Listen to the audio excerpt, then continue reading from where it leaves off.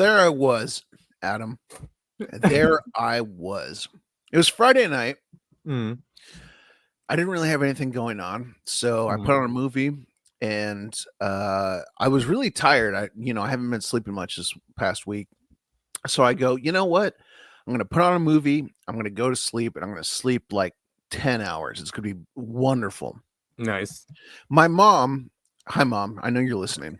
With her sixth sense, figures out that my plan is to sleep in, right? Yeah. She sends me a double text, like right early, the crack of dawn, to wake me up. And I don't know if I've mentioned it on the show before, but when I'm awake, when I wake up, I'm awake. That's it. Oh man, that sucks. Yeah, I'm not going back to sleep. She found a way to wake me up on a Saturday where I was planning to sleep in. She found a way to wake me up early. The crack of dawn. So wait, what's this way? What's this? Is that the double text? Yeah. Like one beep, one bing. Like maybe I can sleep through that. Yeah. 2? No, forget about it. I couldn't believe it. I couldn't believe it. I was just like, ugh. So wait, was that yesterday? Yeah. I didn't even text her back for like a couple hours, and I just said, hey, listen, I want you to know your double text woke me up, so thank you so much for that. I think next time you should let her know the night before. Like, please do not send me a text at dawn. Could you imagine? Every Friday night, I'm going to text all my friends. Listen, do not text me tomorrow morning early because I am going to be pissed. And I get it. I mean, you don't put it on do not disturb, right? Because just in case. Yeah, exactly. Yeah. Is there an emergency thing for that? Like if you put do not disturb, like people can. I'm sure there is. Like someone, right? There's got to be. And of course, your mom's going to be on that list. But so, see, and therein lies the problem. Is my mom will find any reason to wake me up on a Saturday. Sleep is listen, important. It just snowed here. Ding, ding, ding, ding, ding, ding, ding, ding. Wait, did it? No, but it has been very cold where we are and rainy, and it's going to continue to be rainy this week. Yeah, I love that. I love rainy weather. It cleans it up, right? I mean, today is so nice and sunny, not a cloud in the sky, and you can tell it's been raining because everything's just clean. The mountaintops, the ones that are close by, had snow on them. It only lasted a day, but I was like, wow, what the hell? There's this weird thing, weird conspiracy I've been seeing online that the seasons are changing. Like winter doesn't really start until December. Have you seen this? Because I remember when I was a kid, winter started in, I mean, it obviously depends on where you grow up, but winter didn't really start until like late October, early November.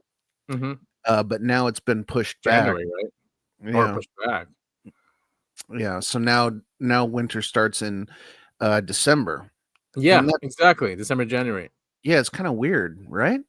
Yeah, I mean, there's that talk of the pole shift, right? The magnetic pole is changing, the sun is changing, and I mean, the auroras are even pushed down as well. I mean, we can see them far south than usual. And many things like that. So, magnetic north itself is really moving. And NASA has this on their website. So. Pole shift is a scary thing because it's instantaneous, and that's why we found like mammoths with like grass inside of them, right? Just like that. So it's a really quick event, and it just wipes out everything. So weird, man. Yeah. Hey, yeah. No, yes, go ahead. Finish. Well, I was going to say, in space, our astronauts in space, they put a gyroscope, and it'll go one way and then it'll flip for some reason and go right back to where it was. Yeah, it'll flip and go right back to where it was. So they think the Earth is going to do something similar.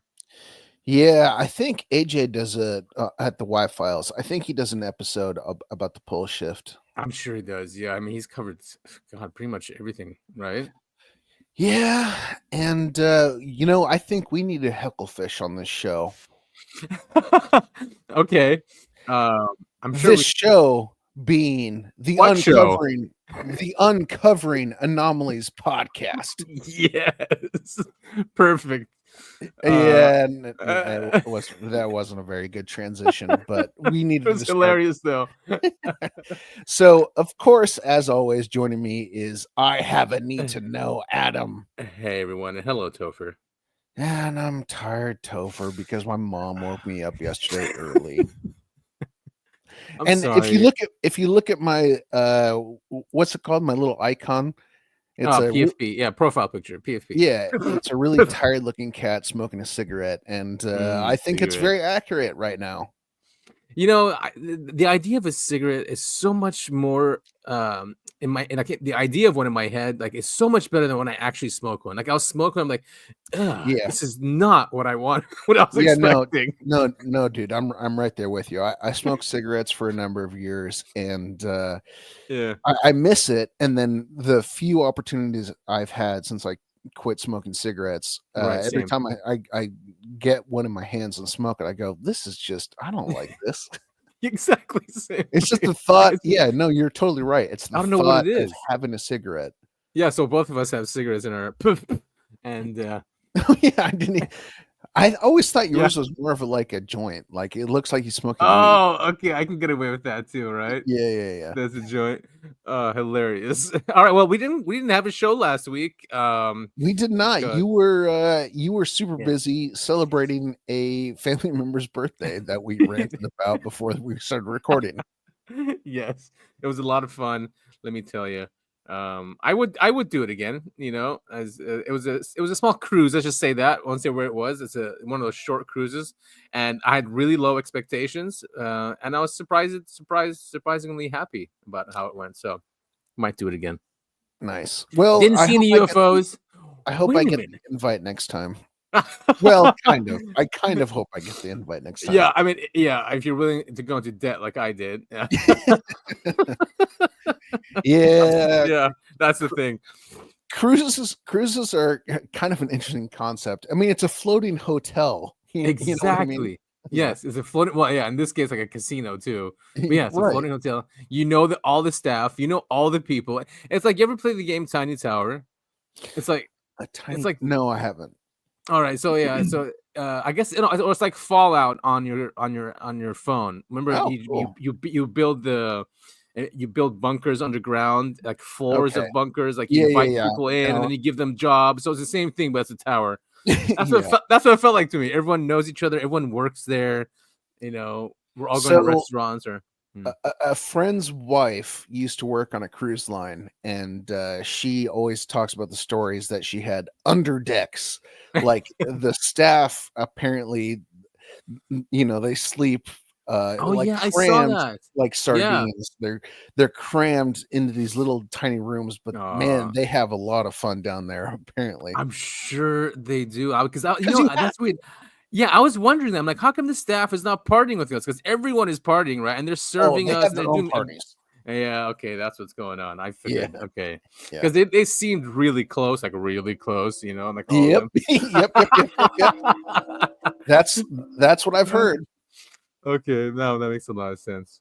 All right, cool. So I mean, we covered Antarctica not last week, but the week before.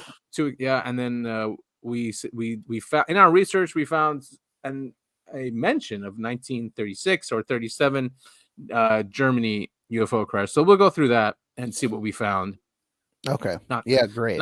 Not too much there, and then we'll go through some UFO UAP news and see what's going on in the world with that.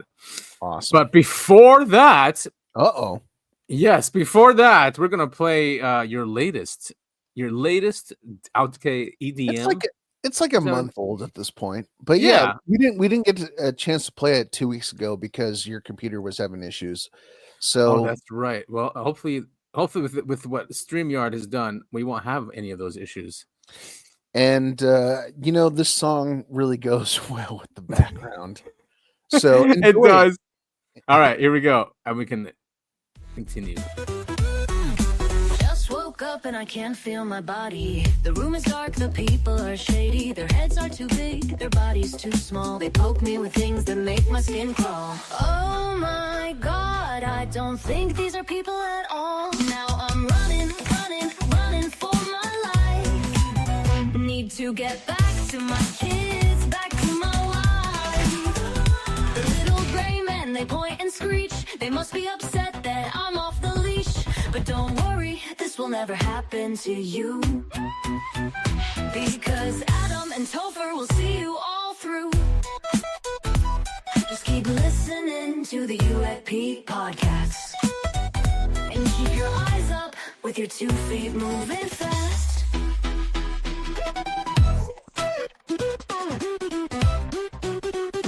Just woke up and I can't feel my body. The room is dark, the people are shady. Their heads are too big, their bodies too small. They poke me with things that make my skin crawl. Oh my God, I don't think these are people at all. Now I'm running for my life. Need to get back to my kids, back to my wife. The little gray men, they point and screech. Then they must be upset that I'm off the leash. But don't worry, this will never happen to you. Because Adam and Topher will see you all through.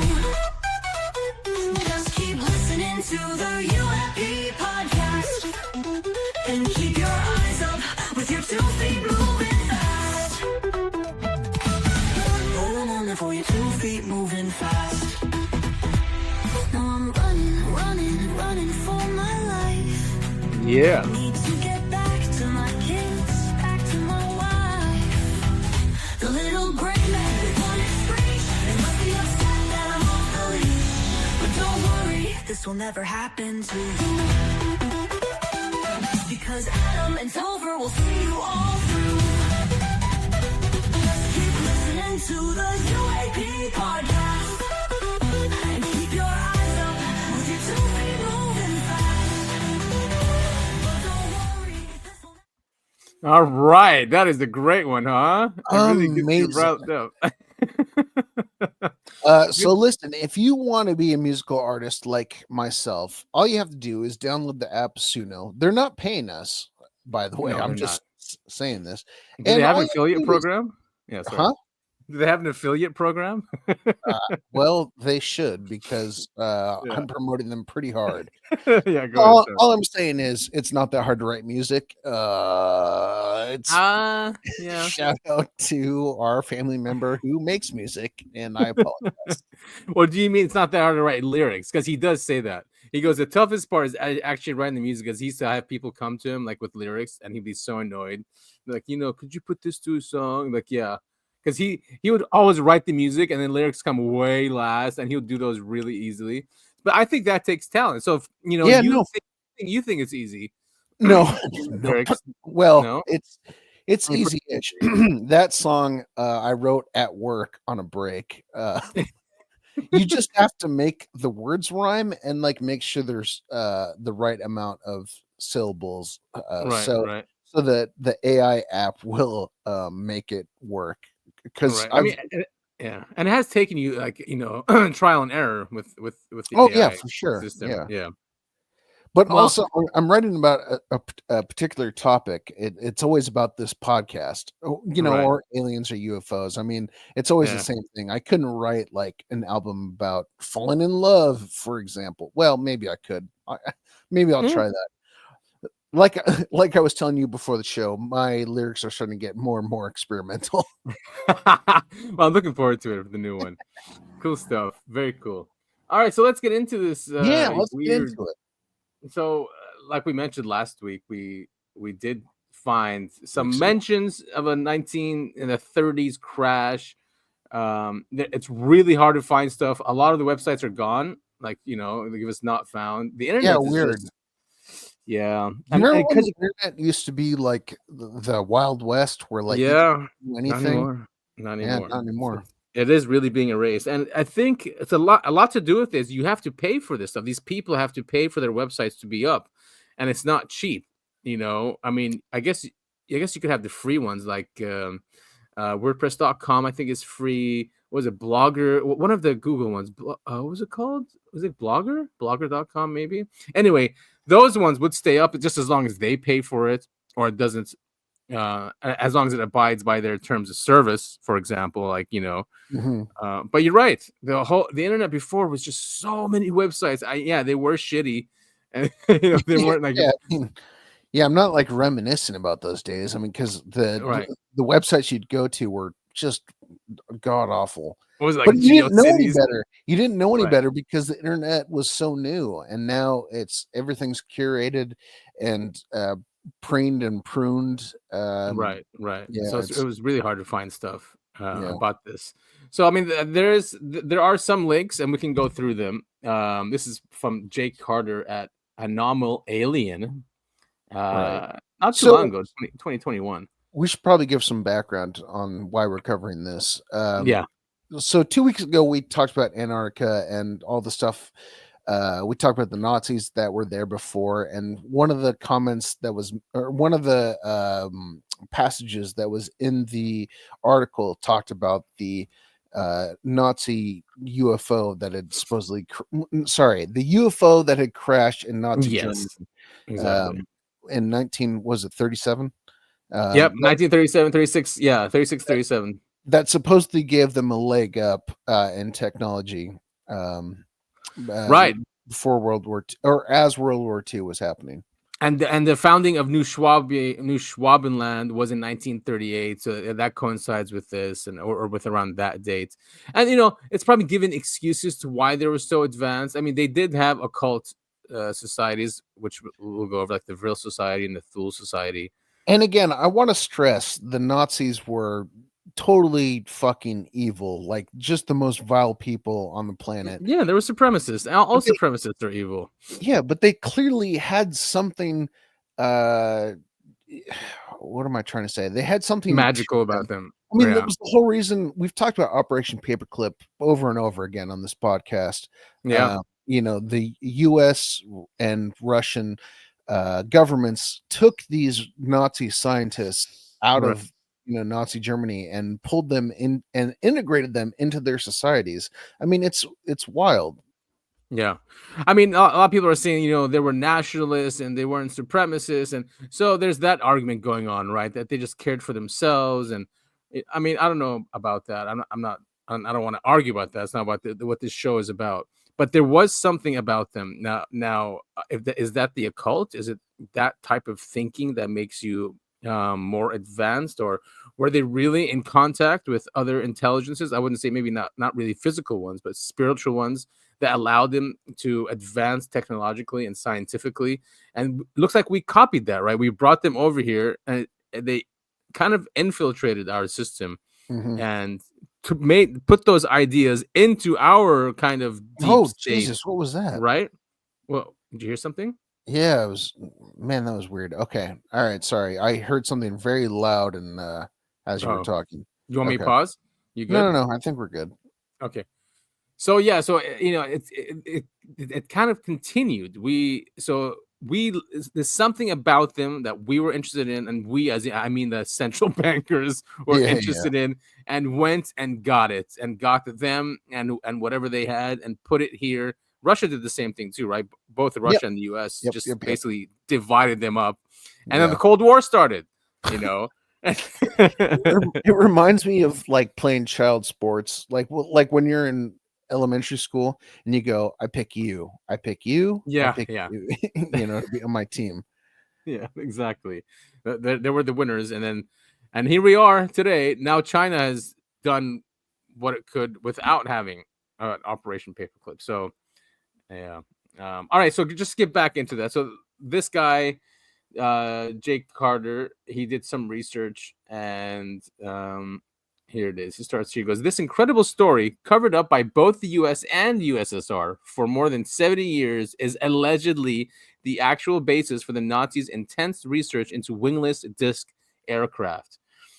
Hitler's and Himmler's near obsession with exotic technology and flying saucers and the incredible experiments by SS physicists that culminated with flying saucers and the Bell, a bizarre multi-dimensional motor that neutralized gravity and ripped a gash into the very fabric of the time-space continuum. That sounds like Doc, creating incredible and horrific effects. Now, the Bell is a real thing too, right? The Nazi Bell.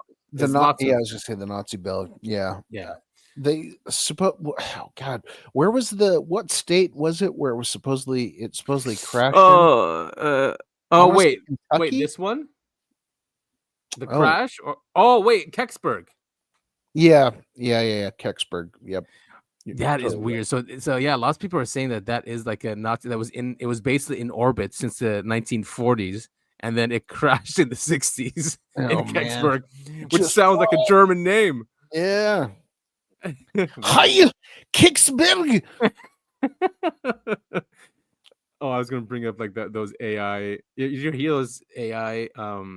They basically took Hitler's speeches and they made AI say it in English and in like in a screaming voice. Did you hear those? No, I haven't. Oh but God, like they have millions of views. I can only imagine. So the Third Reich's saucer, and here it is. So in 1937, as Nazi Germany was rising from the ashes of the old German Republic and becoming the world's first real superpower, an incredible thing happened. Aliens crashed their distressed craft into the German countryside. This is from a book. He's quoting Secret Treaty, the United States Government and Extraterrestrial Entities by Richard K. Wilson and Sylvan Burns. At least he's quoting something. Yeah. The German army was there to pick up the pieces. No record exists, however, indicating whether any bodies were also retrieved. So, and we're going to see a lot of this where there's not going to be a lot of evidence of this at all. Yeah. I think it's just people were just really fascinated by them, and it's really easy to just attribute any human's advancement to an alien, Sure. And also, if you have to think, I mean, I wasn't alive during World War II, but I have to imagine it's similar in terms of military intelligence. It's very similar, as in if something happens whoa, was that an earthquake? It's an earthquake. Oh shit, you're right. Right, oh my God, that happened live. Oh, anyway, it was a little baby one. Yeah, just a little one. Oh, so cool. And, anyway, so you did hear something. What was that? So you heard that bang. I wonder if it was the dog. No, it wasn't the dog. The whole audio. I hope the audio picked it up. It was just I didn't hear it. Loud noise. You know what's weird is the earthquake hit you far before it hit me, because you said that. You go, "Oh, it's an earthquake," and I was like, "What?" And then everything started shaking, and I was like, "Oh, there it is." Yeah, like ripples. That is weird. Yeah, so right, cool. Yeah, very cool. So I was, you know what? Honestly, at this point, hold on, I don't remember, and what were you talking about? Hopefully that'll jog my memory. I have no idea. I was talking about no records exist of Germany. Oh, that's what I was saying. I was saying, okay, so in terms of military intelligence, if something happens to you that's unexplained, you don't share that with the outside world. So if a UFO did indeed crash in Germany, they wouldn't like tell the world. They would keep that to themselves. Yeah, and if we found documents, we're not gonna. Also, it's gonna be buried deep, as Grush has said before, like with the 1933 Italian Mussolini craft, they called it, that the Vatican gave to us after World War II. That's buried, but Grush found it. So, yeah. Unfortunately, Roswell is, well, not unfortunately, but Roswell is known around the world. We Americans, we like to just talk and talk and talk about all the UFOs we've encountered. Yeah, and that's why the National Security Act came, because they had to shut us up, because we it was so free before that act, before 1947. Yeah, freedom of the press, freedom of the people. None of that stuff was all that. Any effort to shut people up was very unconstitutional and illegal, and still kind of is. But when it comes to like national security, and we're having these issues now, right, with the Epstein files trying to come out and all this supposed transparency they're trying to do, Oh man, they can't do it. They're They so can't do it. bad at it. Yeah, because they just can't do it. Yeah. All right, so when word of the crashed disc made its way back to the German high command and the report landed on the Führer's desk, he immediately ordered elements of the Luftwaffe and Germany's top aeronautical experts to sift through the remains. Ostensibly, the damaged saucer was moved into a warehouse facility under 24-hour guard near the Rhine. Some parts were also flown to a facility near the Austrian border. And there he is, mustache man. Yeah, ruined the mustache like that for everyone except for never mind. Is anyone trying to make that mustache? Yeah, he's like one of the most famous actors of all time. Who am I thinking of? Of course, Charlie Chaplin. Charlie Chaplin, thank you. That's right. Yeah, we listened to one of his speeches on the Oh show. yeah, yes, yeah. Cool. Yeah, so you want to take this one? Yeah, sure. Allegedly, members of the teams that worked on the advanced alien technology were from the Luftwaffe, the Speer Ministry of Arms, headed by Albert Speer, and the Formal Research Council, the oh my god, why did you make me read this? All right, hold on. Reichsverschwörung. There you go. That was close, right? Yeah. Composed of university professors and industrial engineers. The teams were assembled to reverse engineer what was salvaged, and among the experts called upon were the Horton brothers. Oh, we I think we brought them over here too, the Horton brothers. Yeah, who later designed and tested revolutionary flying wing aircraft and the world's first stealth jet fighter bomber. Some of their resulting technology may have been gleaned from intense study of the alien craft, although that cannot be proven. Here we go. Later, the expertise of Victor Schauberger, well known. Yeah, it was tapped. He was the inventor of the revolutionary imploder motor that created an imploding vortex. Yes, he was obsessed with water. Okay. That motor may have been the basis for later SS experiments in Poland with the notorious Glocke bell. That's the bell, Nazi bell. That's what we're talking about. Device that reportedly created interdimensional rifts in space-time. And they put the source there. The SS Brotherhood of the Bell, the Nazis' incredible secret technology. Italian researcher Renato Vesco, in his classic and well-researched book Intercept But Don't Shoot, The True Story of the Flying Saucers, asserts that the Nazis were working on many advanced propulsion systems and rudimentary anti-gravity devices to power their disc-shaped or lenticular craft. Oh yeah, and here's a picture. Yeah, look at that. The Model 3 sounds like Lazar. Sports model. Certainly does. Did you say the sports model? Yeah, that's what he called it. He called the one he was talking about the sports model. Alien craft spurred Germans' engineering efforts.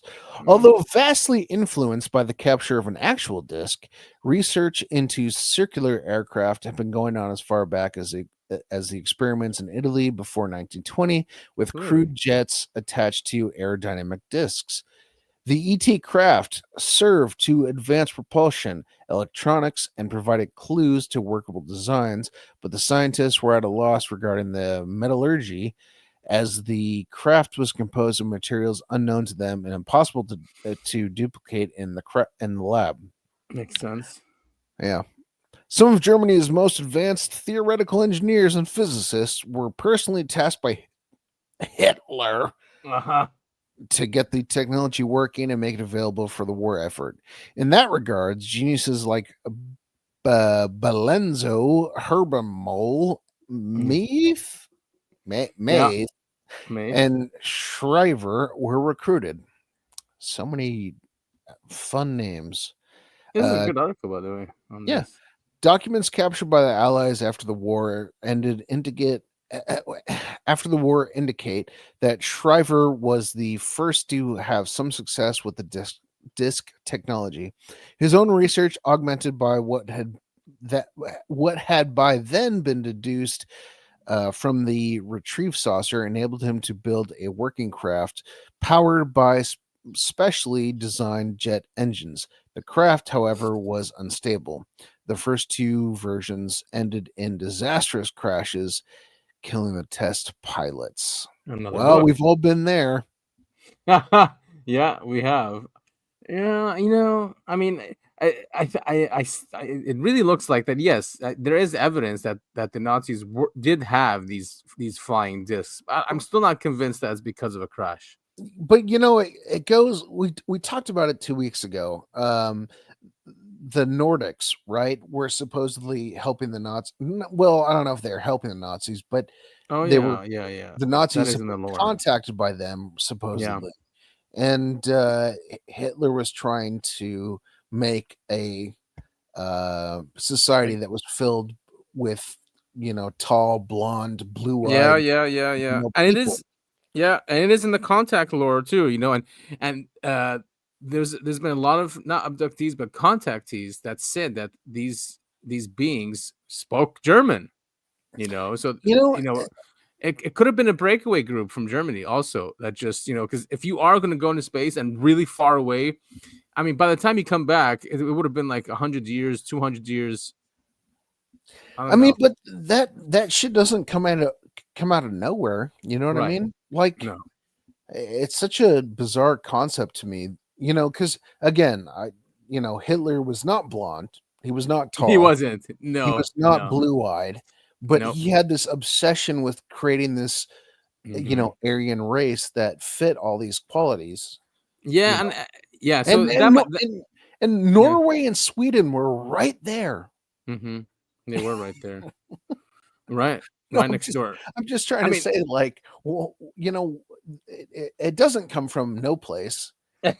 It's like no, it doesn't. I mean, they were in the Vril and Thule Societies were in touch with some beings.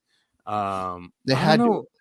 Yeah, exactly. I mean, thank God Hitler wasn't trying to make us all into insects, praying mantises, because who knows what kind of world that would have been.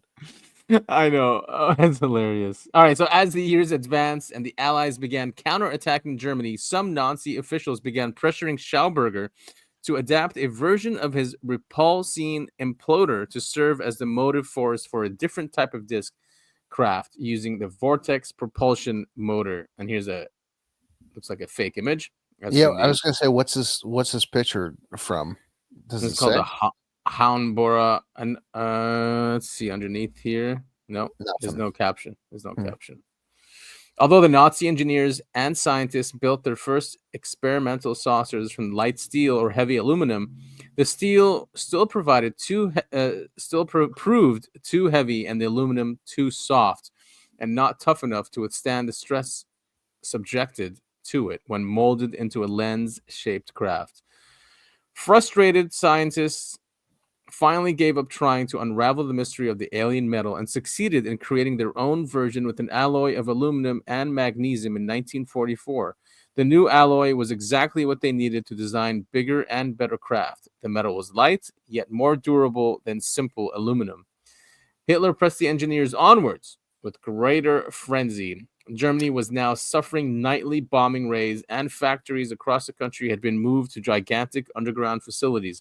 Aircraft production lines were being hampered and destroyed, and the rocket facility run by Werner von Braun at Peenemünde was not back up to full capacity after being bombed in 1943. That's crazy, dudes. Especially Werner von Braun.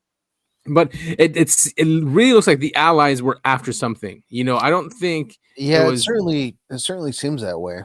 I mean, again, I want to keep bringing up Operation Paperclip, but it's important. It was for a reason. We didn't kill all these scientists, No, we didn't. No, we didn't. We folded them into our government. Werner von Braun, as he just spoke about when he was doing Pinamundo. So slave laborers, mostly Slavic, were pressed into service to produce V2 rockets, advanced aircraft. So the V2 rocket was a precursor to our Saturn program Yeah. at NASA, right? That took us to the moon. Again, I think I've made this joke before, but Apollo 13 probably should have had like it probably did have a big swastika on the side, and they had to scrape it off.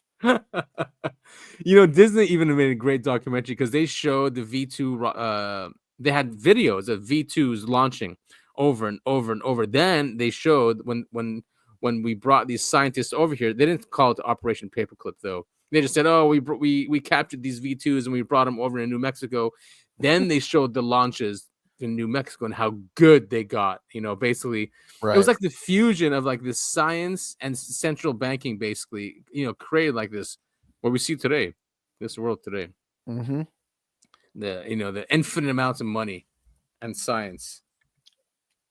So what's this? The astounding Nazi Kugelblitz.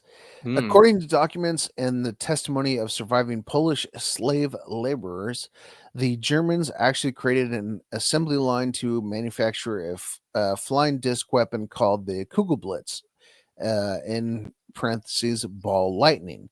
The Allied pilots call them Foo Fighters, and I'm actually obsessed with the Foo Fighter subject. I think it's a really cool thing. They're just, they're balls. Yeah. Balls, big balls. Yeah, big balls. But they can, maneuver in any way, shape, or form.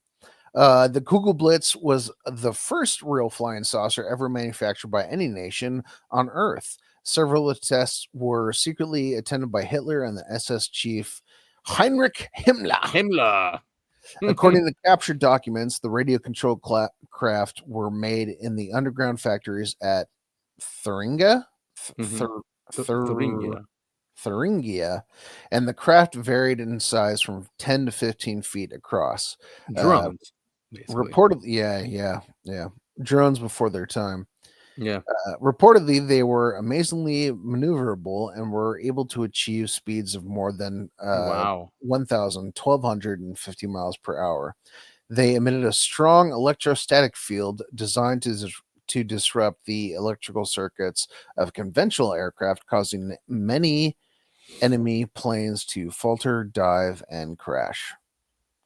What a fun picture that is. Look at his face. Yeah. Nine! Make them smaller! Other saucers. Prototypes of other saucers were designed and engineering mock-ups were made. Some made it as far as wind tunnel tests. A few disc crafts other than Shriver's early attempts were constructed and flown. About 18 months before the Germans surrendered, Hitler pinned his hopes and those of Germany on the incredible potential of a mind-boggling array of superweapons. Mm-hmm. The greatest of the weapons were his new class of vengeance weapons. So that's the V. That's where the V comes from. Yeah. I'm not just picking it up. You've seen the drone videos out of China where they have 1,000 drones go up and they make yeah. Crazy, dude. This is what this is what Hitler wanted, right? Yeah, exactly. Hitler wanted to rule the world from the moon. They had plans to have a base on the moon, and that's where they would rule the Earth. Oh, that's how far thinking they were. Yeah, I know. Yeah, it's not like we're ruled by any better supremacists or anything. They're just from a different tribe, is all. Yeah. Again, I want to stress the point. We don't support the Nazis. Again, of course not. No supremacists. They were fucking evil, disgusting, vile people. And I don't like putting "but" behind that statement because I'm not trying to justify anything that they did. Of course not. No, but clearly they were onto something because we stole their scientists and put them in our society. Exactly. Yeah. And their ideas, and they're just, And they called. I'm not saying that started there, but it really the way they did it, it seems was integrated into the way our government functions as well. At least the deep state. And again, if you look at our government, like I mean, what's where they worship the owl? You know, they go out in the forest. What? Oh yeah, I was gonna say Baal, but wait, the owl. That's like, Bohemian Grove. Yeah, Bohemian Grove. Our elites in government and outside our government, the elite people, they have all these weird rituals that they do. It's been documented that they do these things. Yes, like, you want to talk about the cult and Nazi ideology? We have it in our own government. Yeah, and we'll see it later. Actually, after we're done with this, we'll see some that this transnational group, that still has this secret, is really into the occult and does do weird stuff, to stay in power or to I don't know, to maybe and to create technologies, whatever it is. It has to do with wealth and power, and that's why it's in the shadows. Yeah. So yeah, it's nothing. I saw a comment online someplace a while ago, and I don't remember where it was. But essentially it said, you may laugh at the occult and weird stuff and laugh all you want, but our leaders believe in it.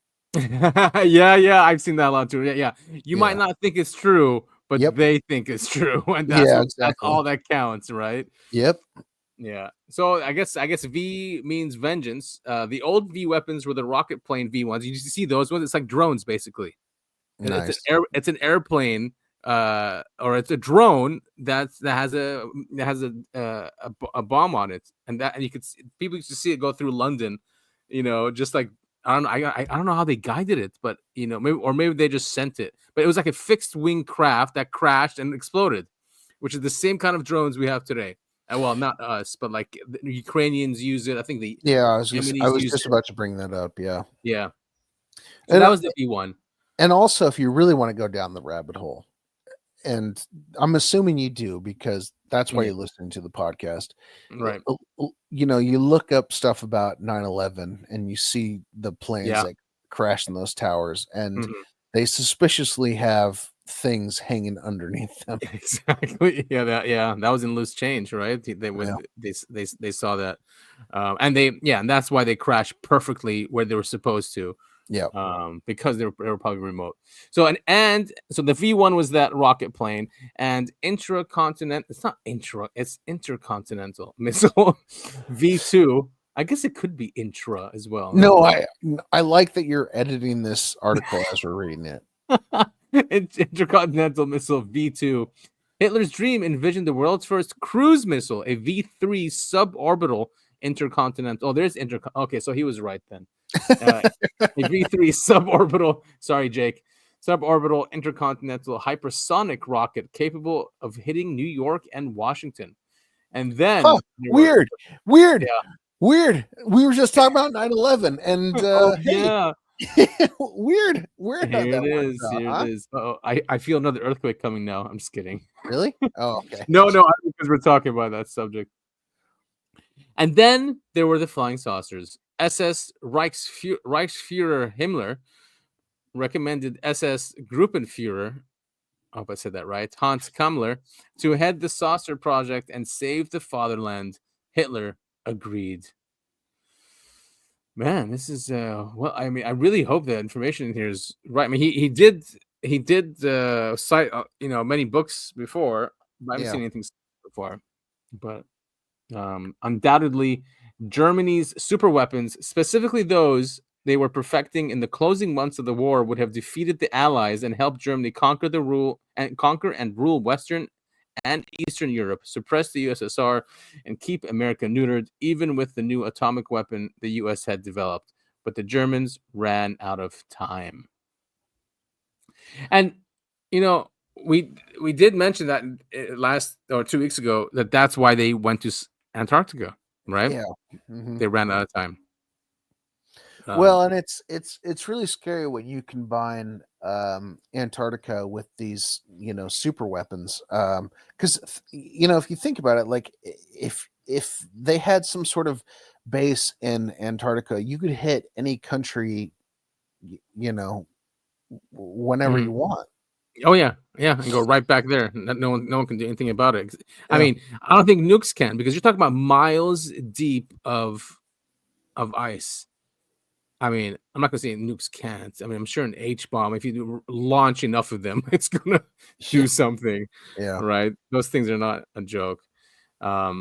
All right, so some argue that no matter what the Nazis had, they could not have staved off American atomic attacks. Yet evidence exists that in the final weeks of the war, the Germans successfully detonated their own low-yield atomic bomb, and that, coupled with stealth aircraft, the imploder vortex motor, advanced television bombs, the hypersonic V-3 America bomb, and flying saucer fighters, ostensibly augmented with harvested alien technology, would have sealed the fate of the Nazis' enemies. And perhaps Adolf Hitler would have attained his twisted dream of a 1,000-year Reich. So, Yikes. and here's the book. It's called.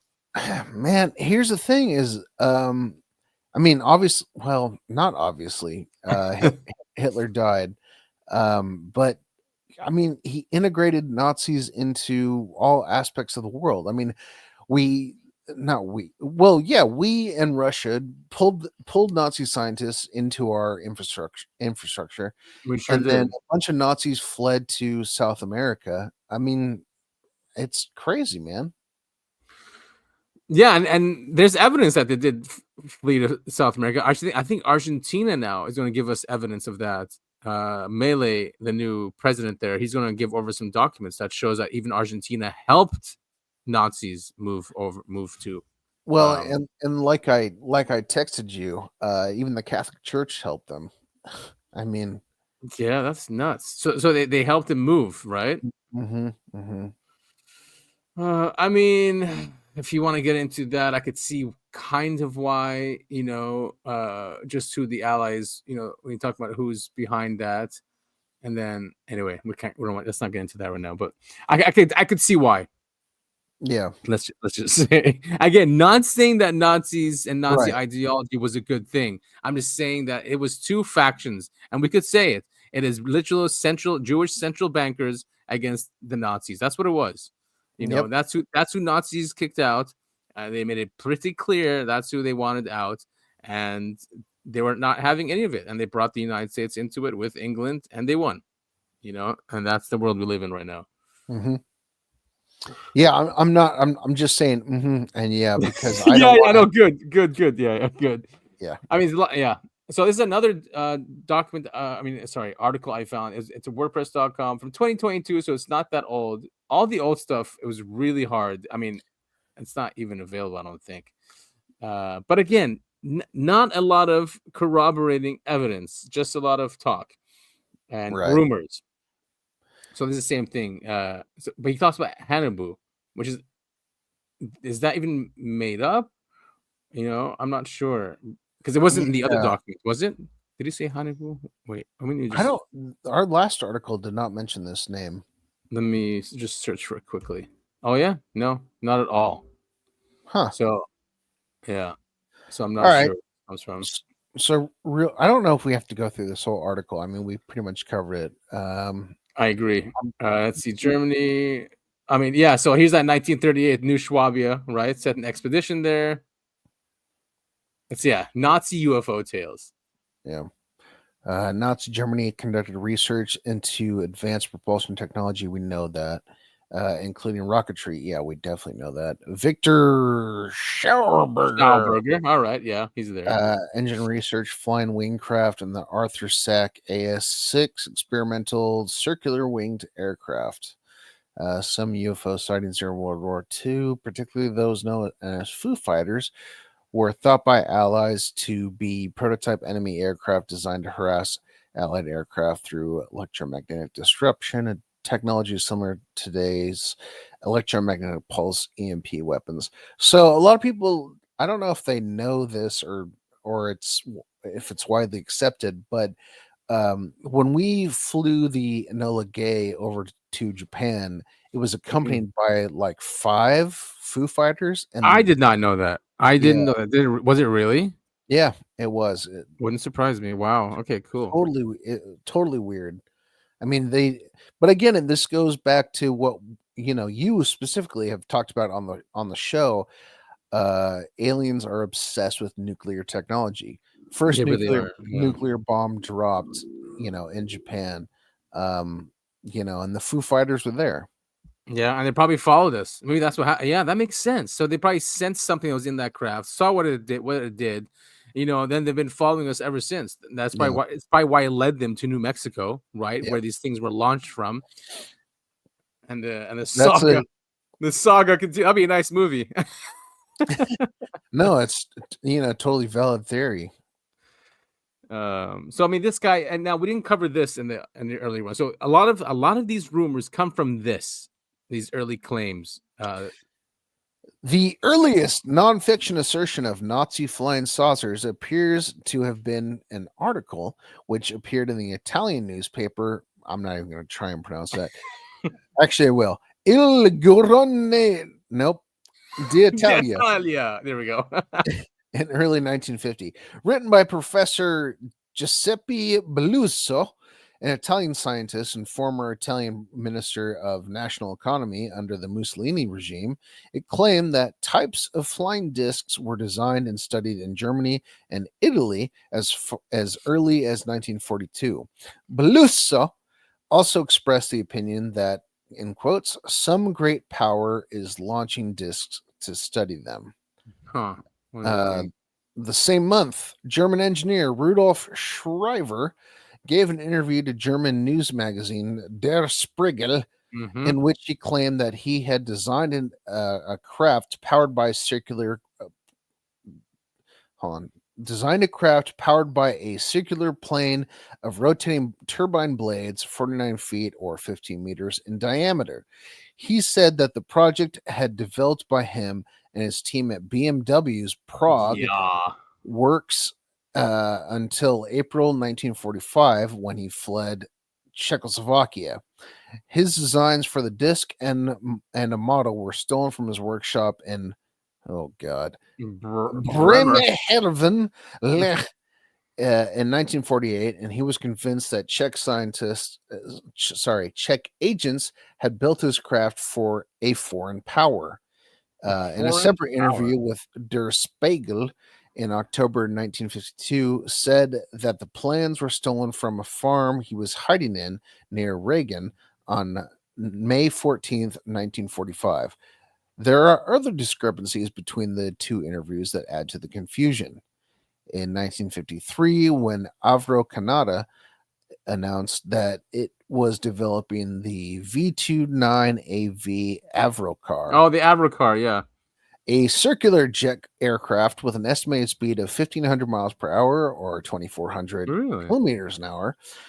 German engineer George Klein claimed that such designs had been developed during the Third Reich. Klein identified 2 types of supposed German flying discs. 1, a non-rotating disc developed at Breslau by V2 rocket engineer Richard. God, why am I getting stuck with all these? He's back. Miete. All these names. Miete. Which was captured by the Soviets, a Operation Paperclip, but in Russian. While Miete fled to the U.S. via France and ended up working for Avro.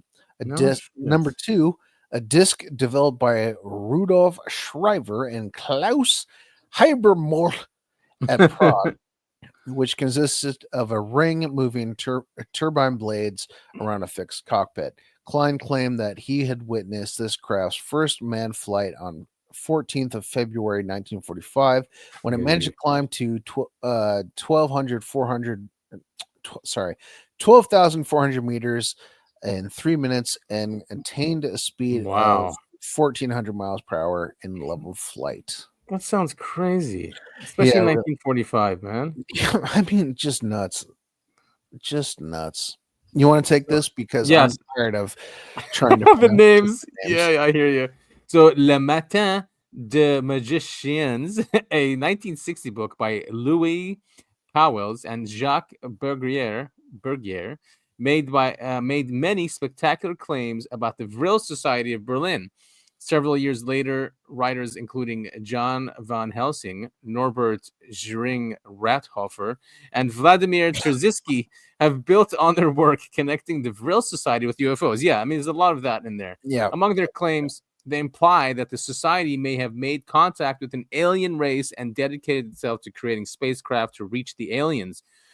In partnership with the Thule Society and the Nazi Party, the Vril Society developed a series of flying disc prototypes. With the Nazi defeat, the society allegedly retreated to a base in Antarctica and vanished.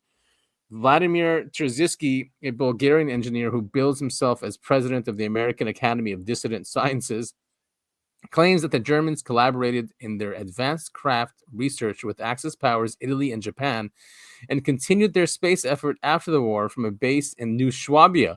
He alleges that Germans may have landed on the moon as early as 1942 and established an underground base there. Trzynski relates that when Russians and Americans secretly landed on the moon in the 1950s, they stayed at this still operating base. According to Trzynski, there is atmosphere, water, and vegetation on the moon, which NASA conceals to exclude the third world from moon exploration. Trzynski has been accused of fabricating his video and photographic evidence. Yeah, and then this goes into Zundel, and then nothing here really. Yeah, so lots of allegations, lots of with not too much evidence out there, except I would say, except for the Vril and Thule Society. So this is from 2010. So all of the links in here are gone. I can tell it's from 2010. This website is pretty wild. This is what like forums used to be. Yeah, like above top secret and those things. Those ones. That's what this looks like. Or like Biblioteca. If you go to that website, that hasn't changed for 25, 30 years. No, it hasn't. So basically, someone started a post, and this guy then, you always had that guy who was really good at researching and put it all in a post, and that's what he did. And he links it all to the Vril Society. So he goes, it might pay you to check out the Vril. We can't click on any of these, but he has copied and pasted what he found on there. Oh wow. Yeah, so like this is from gravefalcon.us. It's gone. Here, if I click on it. Yeah, error. 404, page not found. All of them. I went through all of these. So this is the only thing we have. So from that website, it said the Vril Society or the Luminous Lodge combined the political ideals of the Order of the Illuminati with Hindu mysticism, theosophy, and the Kabbalah. It was the first German nationalist groups to use the symbol of the swastika as an emblem linking Eastern and Western occultism. The Vril Society presented the idea of a subterranean, matriarchal, socialist utopia ruled by superior beings who had mastered the mysterious energy called the Vril Force. This, quote, this secret society was founded literally on Bulwer Lytton's novel, The Coming Race, 1871. The book describes a race of men psychically far in advance of our own. They have acquired powers over themselves and over things that made them almost godlike. For the moment, they are in hiding. They are said to live in caves in the center of the earth. Soon they will emerge to reign over us. Soon. It's always soon. I know. Isn't it? Yeah. Tomorrow. Yeah, this week. This year. Yeah. Coming soon. Maybe that's why they use coming soon all the time in trailers, because it works. Great in our culture. It's all coming. When's this gonna happen? Soon. It's weaponized hope, dude. That's what it is. It's weaponized hope. Yeah. That's a really good way to put it. Vril powered Nazi UFOs. Nazi UFO drawing perhaps the most wild claim still circulating about the Vril Society and its offshoot, the Thule Society, is the legends of a secret Nazi UFO program. Presumably, the Vril Society established contact with the quote-unquote secret chiefs of the Vrilya themselves and secretly began cooperating with certain German scientists in the late 20s. As early as 1936, Hitler was sending teams of spelunkers. That sounds funny. Into caves and mines all over Europe searching for the Vril. The Nazis had also explored Antarctica extensively during the years 1937 to 38. In search of the fabled hole of the South Pole, they apparently had success, like Admiral Byrd, in discovering these entrances. It was here that some say they made contact with the unknown Superman who lived in the fabled Rainbow City. And his controversial, yeah. Did we play the video of the guy talking about? Was this 2 weeks ago when we were talking about Antarctica? Yeah. The guy who was like, he was in an airplane and they flew through the no-fly zone. Yes. And he saw a huge hole. Yeah, and a ramp leading out of it. I mean, exactly. He was. In his controversial presentation, UFO Secrets of the Third Reich, Vladimir Trzynski draws a connection between alien beings and such German secret societies as the Tempelhof, the Thule, the Vril, and the Black Sun. Trzynski tells of an alien Tudor race that secretly began cooperating with certain German scientists in the late 1920s in underground bases and began to introduce their concepts of philosophical, cultural, and technological progress. The rainbow if you're an underground alien, you've been living on Earth for thousands, I don't know how long time. You come up and you say, "Hey, kill anyone who's got a hooked nose." Like, I just don't. I just don't buy it. I mean, right. You know what I mean? Well, yeah, exactly. Unless they're. That could have been propaganda too, because it wasn't just them, right? I don't think no. Yeah, of course not. The Nazis killed many more people. They killed a lot of in the tens of millions. They killed a lot of people. That's all I'm going to say. And it wasn't. It wasn't just people of the, of the Jewish faith. It was homosexuals. It was Slavics, Russians too. They hated Russians, even though Romanians too. Yeah, Romanians. Yeah. It just, but like I can't. I can't fathom if you're the ultimate race or whatever. Like, I'm talking about the aliens. I can't imagine that your first thought is, "Oh, hey, you're Germany. Hey, you're doing a great job out here. Just keep killing all those other people." Right. Yeah. I mean, this is another rabbit hole. A lot. Like what's out now, I mean, there's a lot of Nazi shit out there now, right? A lot. I'm seeing a lot of it. They're trying to like paint them in a good picture, and they're trying to put them out there national. And that could be true. I don't know. I don't even want to look at it. I just don't, because it was too far gone.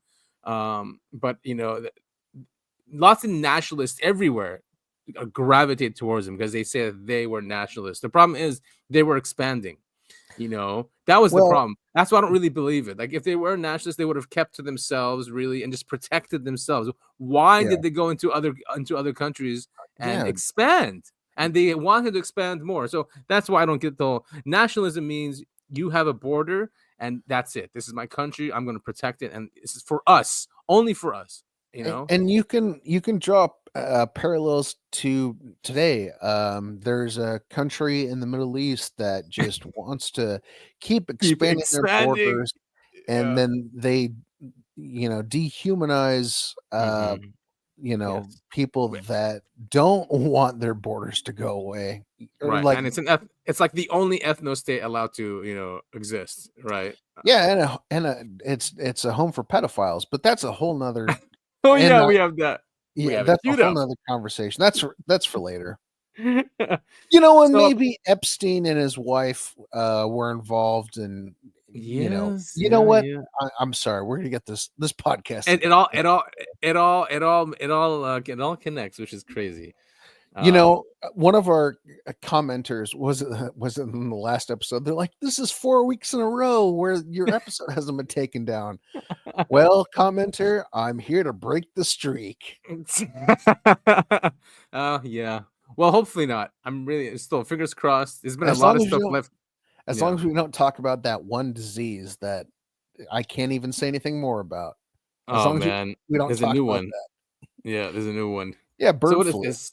Did we read this one? This is German-made film, Schauberger, Thule Society. Too bad this was a YouTube video. Look at that. There's a YouTube video out named UFO Secrets of the Third Reich. It's not linked. I bet you we can't find it. Yeah, no, I bet it's gone. All right, I'll look for it later. But he does have a transcript, I guess. Space aliens from Nice. William Lynn. What's this? 1944. In 1944, a newspaper reported a new Nazi secret fireball weapon. Okay, the video documents the German involvement with flying saucer projects in the 1940s. This is a German-made film. Details on Victor Schauberger, the Thule Society, and the Black Sun are discussed. The difference between implosion and explosion is reviewed. Plans and paperwork are shown on the video, which detail the Nazi flying saucer projects. These are copies of actual diagrams. I mean, I like this post because he says nothing about the crash, but that there was a program that they had. Man, I miss the old internet. I mean, this is what it used to be like. It wasn't, TikTok and YouTube shorts and all that shit. It was this. It was people talking on forums and backing up what they were saying. Like they had like this guy and the previous thing, they're listing things that were written. Yeah, exactly. In books. Yeah. The information fits in perfectly with what William Lynn claims in his book, Space Aliens from the Pentagon. Hell yeah. As far as the early development of this free energy technology. The difference is this film proposes the idea that Hitler was in touch with ETs and experimenting with time travel and does not reveal Nikola Tesla as being the source of the technology and science. Diagrams of the Haunebu, there it is again, 1 and 2 saucers are shown. Shown are photographs of the V7 mounted with laser guns, apparently made for Hitler's war machine. Also shown is a picture of Hitler standing next to a prototype model. Was it that picture we showed earlier? Yeah, should I look up the Haunebu, whatever? Yeah, actually, I think that's yeah, definitely. Maybe this picture's on Google. Oh, wait, I doubt it. It seems like Haunebu was scrubbed pretty harshly from the internet. What do we get here? This is Bing. Oh, like the okay, yeah, I've seen these things, but yeah, anything like official, or is it just no? Definitely not. You're just gonna find a bunch of is that official? No, it's that's from eBay. Oh, sweet. Okay, great. Atlantean Gardens, Vril Technology, and there's this fascination now. The Nazis just won't go away. Of course not. I mean, people get called Nazis every day now. I mean, every single day. Every single thing that happens. If Trump said oxygen is good for you, liberals would choke themselves to death because Trump is a Nazi. Yeah. Right. Yeah. We're all Nazis these days. Yeah. Right. If you go against the grain, if you think anything else that is mainstream, you're a Nazi. Here's the last one. This is like a really old, probably from the 90s, this website. You can always tell like by these buttons here. Right?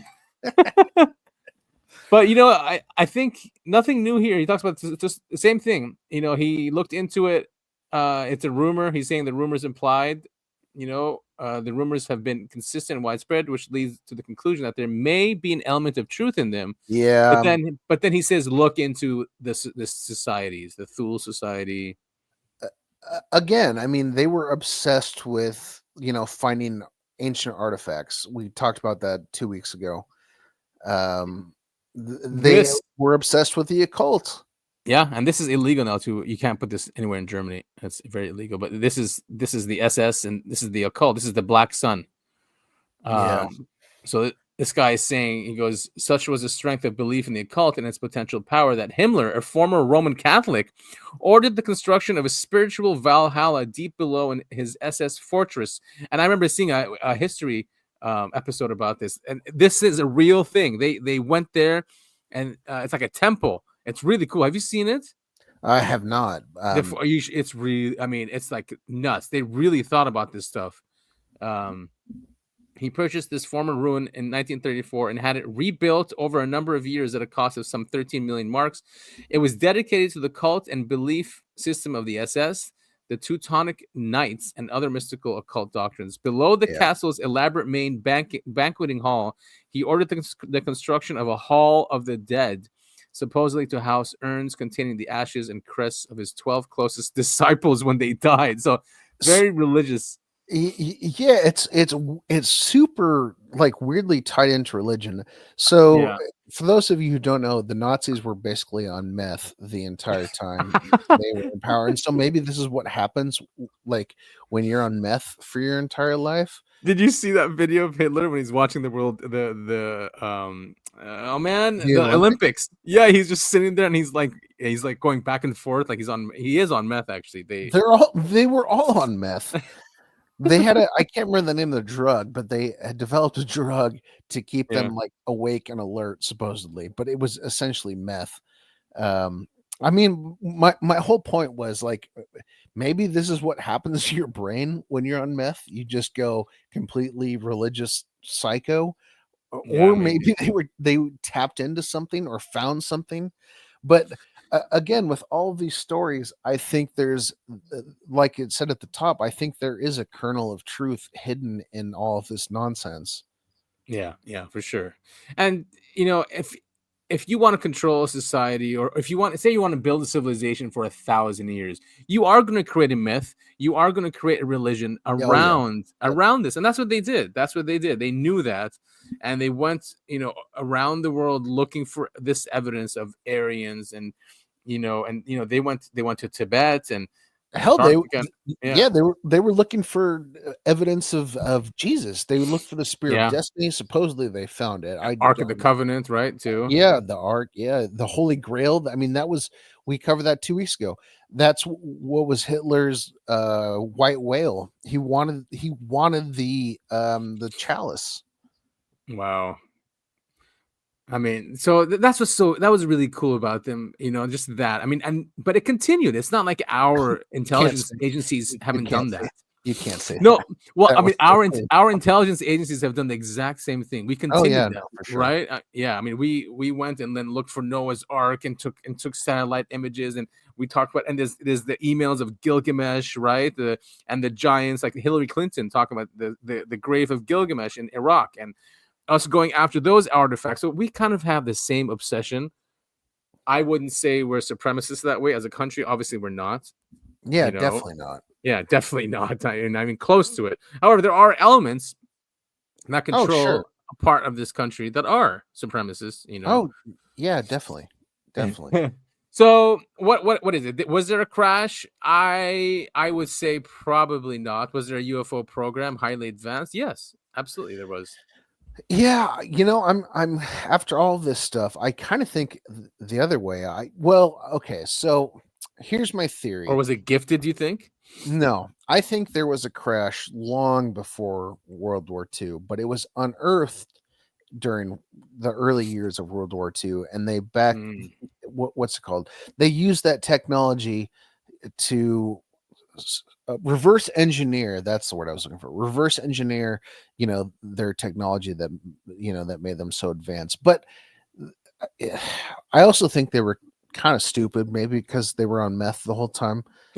But Well, I don't think because the scientists. Well, actually, yeah, there's probably science, but because meth no, makes people actually. Okay, yeah, go ahead. no, I was just gonna say because we don't have. I mean, we do have UFOs flying over everywhere, but they don't have the SS or swastika on the side of it.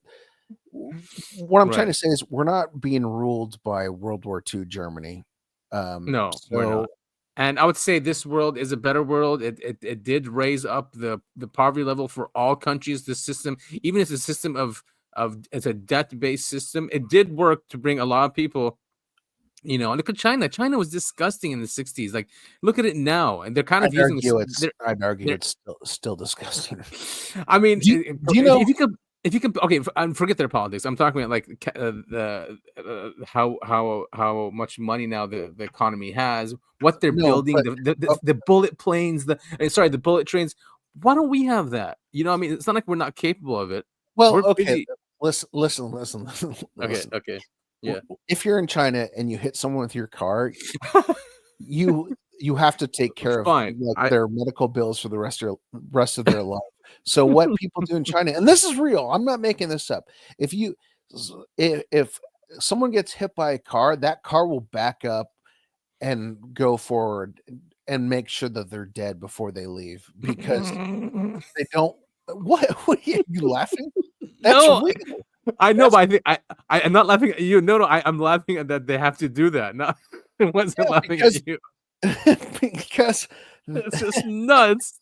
because if you hit someone with your car and they live, you have to take care of their medical bills for the rest of their life. Wow, And that so makes what so they much do sense. is Yeah. they if you hit someone, you back up, roll over them again, and then go forward, roll over them Oh again, my make sure they're God. dead. What Yeah, I'm trying to say is China has a lot of issues. I mean, it does. No, it does. it's not as disgusting as what you were saying in whatever the It was 1960s, but like so much it's still poverty. very. I mean, hell, I don't even think they have Facebook in China. Like it literally was banned. Like you cannot have certain social media. It's totalitarian, is what I'm trying to say. It is complete totalitarian, and our rulers want to make this place like that. Like you don't think they want Oh to yeah, copy the social credit system and all that? Like what they got right, and this is what China's gotten right, is their central bank. Their central bank is a Hamiltonian from us. It came from Hamilton. He said, although the founders were against a central bank, Hamilton wanted a central bank, but not a debt-based one, which we have now, a credit-based one. It would create credit, right, for infrastructure projects. So it would fund infrastructure projects, and then it will get paid back by whatever tolls, whatever. If you're going on the road or the train, you'd pay, and out of that revenue, it would pay back that credit. The I'm Nazis had something still. similar, where because they became one of the largest economies in the world within, I don't know, a few years. Again, we're going back to the Nazis, but their central bank gave credit based on labor. So, and stuff like that. It wasn't debt based. All I'm saying is, we can mix and match from the ones that worked, because obviously this one's not working. It's Oh, for sure. failing. It's Well, failing. and to I just wanted to talk about your point on tolls. So people don't realize this. So when a bridge is built, they put a toll booth on the end, right? And the whole point of the toll booth is to pay for the bridge. Except in the U.S., government realized, hey, we can just keep the toll booth here long after the debt is paid, and that's why we have toll booths. Yeah, Is right, because right. people just go, oh, it's toll booth. I gotta throw in a quarter or whatever. I actually don't know how toll booths work. I'm not from the east part of the country, but all I'm saying is the whole point of a toll booth was to pay for the bridge, and then U.S. politicians Kept it hey, going. we don't have to get rid of the toll booth. We Yeah, can let's make keep it money going. off of this. Right, right. Yeah, we should make it a profit. Make it Yeah. into a profit. It's Yeah. disgusting. A problem, yeah, money corrupts. My power. long-winded point is I agree with you. Right, There awesome. are a lot of other central banking systems that would work here, but they're not going to, because we keep electing politicians that are Republican or Democrat, and they're Yeah, part of the system. the power system. The problem with our debt-based system is that it creates an aristocracy, a class above everyone else, a class that has access to the money before everyone else, and we have to rely on them to invest it or trickle it down, like Reagan said, which doesn't happen. It They doesn't just take happen. it. Yeah, they just take it, and then they speculate on it, and they give it to themselves. And well, we're here. Yeah, screw we gotta send $6 billion to Haiti to build 3 houses. Yeah, exactly. But I You're right. think To you my know what? NGO. Yeah. Oh Jesus, don't get me started. I think people are starting to see that, though. Like we're starting to get a sense of, not to sound socialist, but a sense of class consciousness. And I It's not think, socialist. Yeah, it's always been a no, class thing. Yeah. I think that's totally what it is people are starting realizing, like, oh, it's not black people are the problem. It's not Mexican Mhm. people who are a It's problem. a class, right. It's the Mhm. fucking rich ass people. I don't care what their race, their gender, their Right. fucking moon sign is. It's that they're fucking rich and they're fucking all of us below them. And I Right. think people are Right. starting to see that. And they just want to get richer and richer Yeah. and more Oh powerful and my more god, powerful. how much Like money do you fucking need? it doesn't end. It doesn't end. Like It never and it more never control ends. and more control and like Yeah. it's like It just never ends man. for these people. It never ends for these people. They Yeah. go, oh, I've got 20 billion in the bank. How do I make 20 more billion? You Yeah, know, and right. it's just like it's unbelievable. You know, but I think the common man, you know, the Is that next another door neighbor, one? huh? Is that another earthquake? No. Whoa. Yeah, What the now you're hell's going paranoid. on? No, no. All right. Yeah. You know, I think people are starting to see that it has nothing to do with, you know, race or gender or politics. It has to do with those, you know, the 1% up top Mhm. are screwing us. You know what? And actually, Occupy Wall Street. Do you remember that? Yeah, of course. Yeah, So of course. that had a really good point, and it got derailed by gender and you know, Mhm. trans issues or whatever the hell. I mean, this was 2011 or so. It doesn't matter. But But it this got system has to end. I mean, I think, and Republican Representative Massey, who the system also hates, he introduced a new bill to end the Fed. Now, I'm not going to say we don't need a central bank. I used to be that way before. It just needs to be a different one. We obviously need central banking for this day and age we live in. right. It just can't be this debt-based thing where we can never ever pay it back ever, because Yeah. there will never be enough money in circulation to pay off the debt, because at its creation it's a debt. Yeah. So it's just I insane. can't remember. There was a US president that said that the Oh, only Jefferson. was Yeah. it Jefferson? The only time we've never been in debt was the day Oh. the central bank was created. Oh, I don't know. Yeah, no, man, that's not. I don't think that's Jefferson, but yeah, a lot of them have mentioned that. Like, one of them, on his deathbed said, "I killed the bank." Anyway, funny how all this leads to like central banking, right? And This is listen, Nazis. listen. I'm gonna make a statement, and we're not gonna discuss it. Look who controls the central banks, Yeah, yeah. Look who controls the central bank. Exactly. Yeah, and and we're not gonna talk it's about it and there we because go. All right, moving yep, on. yep. So we can transition now to our UFO UAP news. Yeah, Um, UAP news. It's yes, a actually lot been going kind of on there. quiet recently. It has, but a lot of people are going on huge podcasts which wouldn't have gone there before. Like Greer's been showing up everywhere, obviously. You know, it's so sad. Well, not sad, but it's funny that people don't go on the news anymore. They go on Joe Rogan. Yeah. You know, Yes, exactly. That's finished. The news is gone. It yep, is. They deserve it, yeah, they totally do. but it doesn't mean that And they're not going to take really, over the podcast. and another statement I'm going to make that will not be discussed is who owns all of the major news networks. And we're Oh moving man, on. and we'll So here we continue. go. They might have had a involvement in this. All Well, right, you can't discuss that. UFO filmmaker Rubio warns UAPs may bring another 9/11. Thanks, Rubio. Hell yeah. Uh, Now, Rubio is now our in Secretary of in, State. in your mind, what would another 9/11 look like?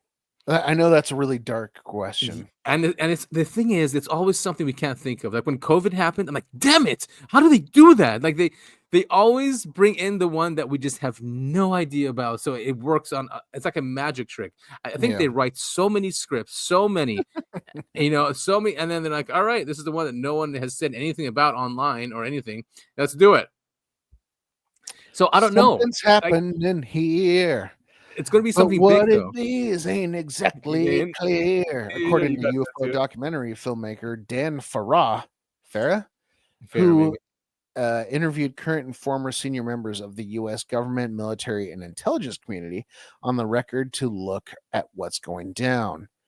Farah's The Age of Disclosure world premiere is Sunday at the South by Southwest Film Oh. Festival. Today. Yeah. Oh, very cool. Hopefully Yeah. we can watch that soon.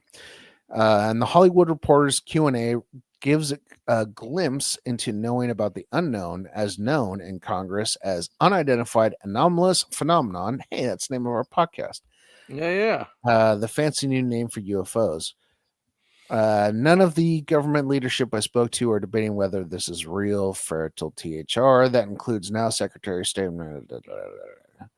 Yeah. So what would it look like? So Pearl Harbor, 9/11, COVID.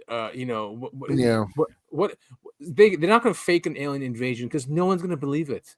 Nobody. Okay, not nobody. Yeah. A lot of us are not going to believe. So what can they come up with?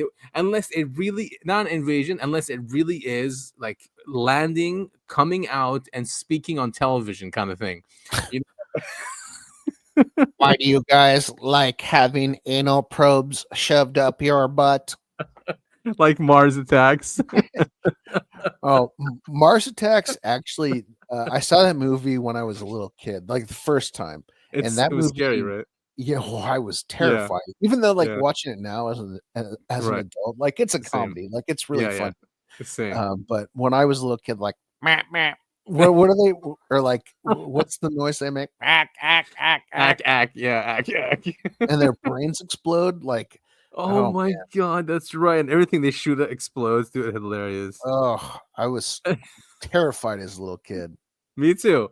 But yeah, it's hilarious when you grow up. Yeah, definitely.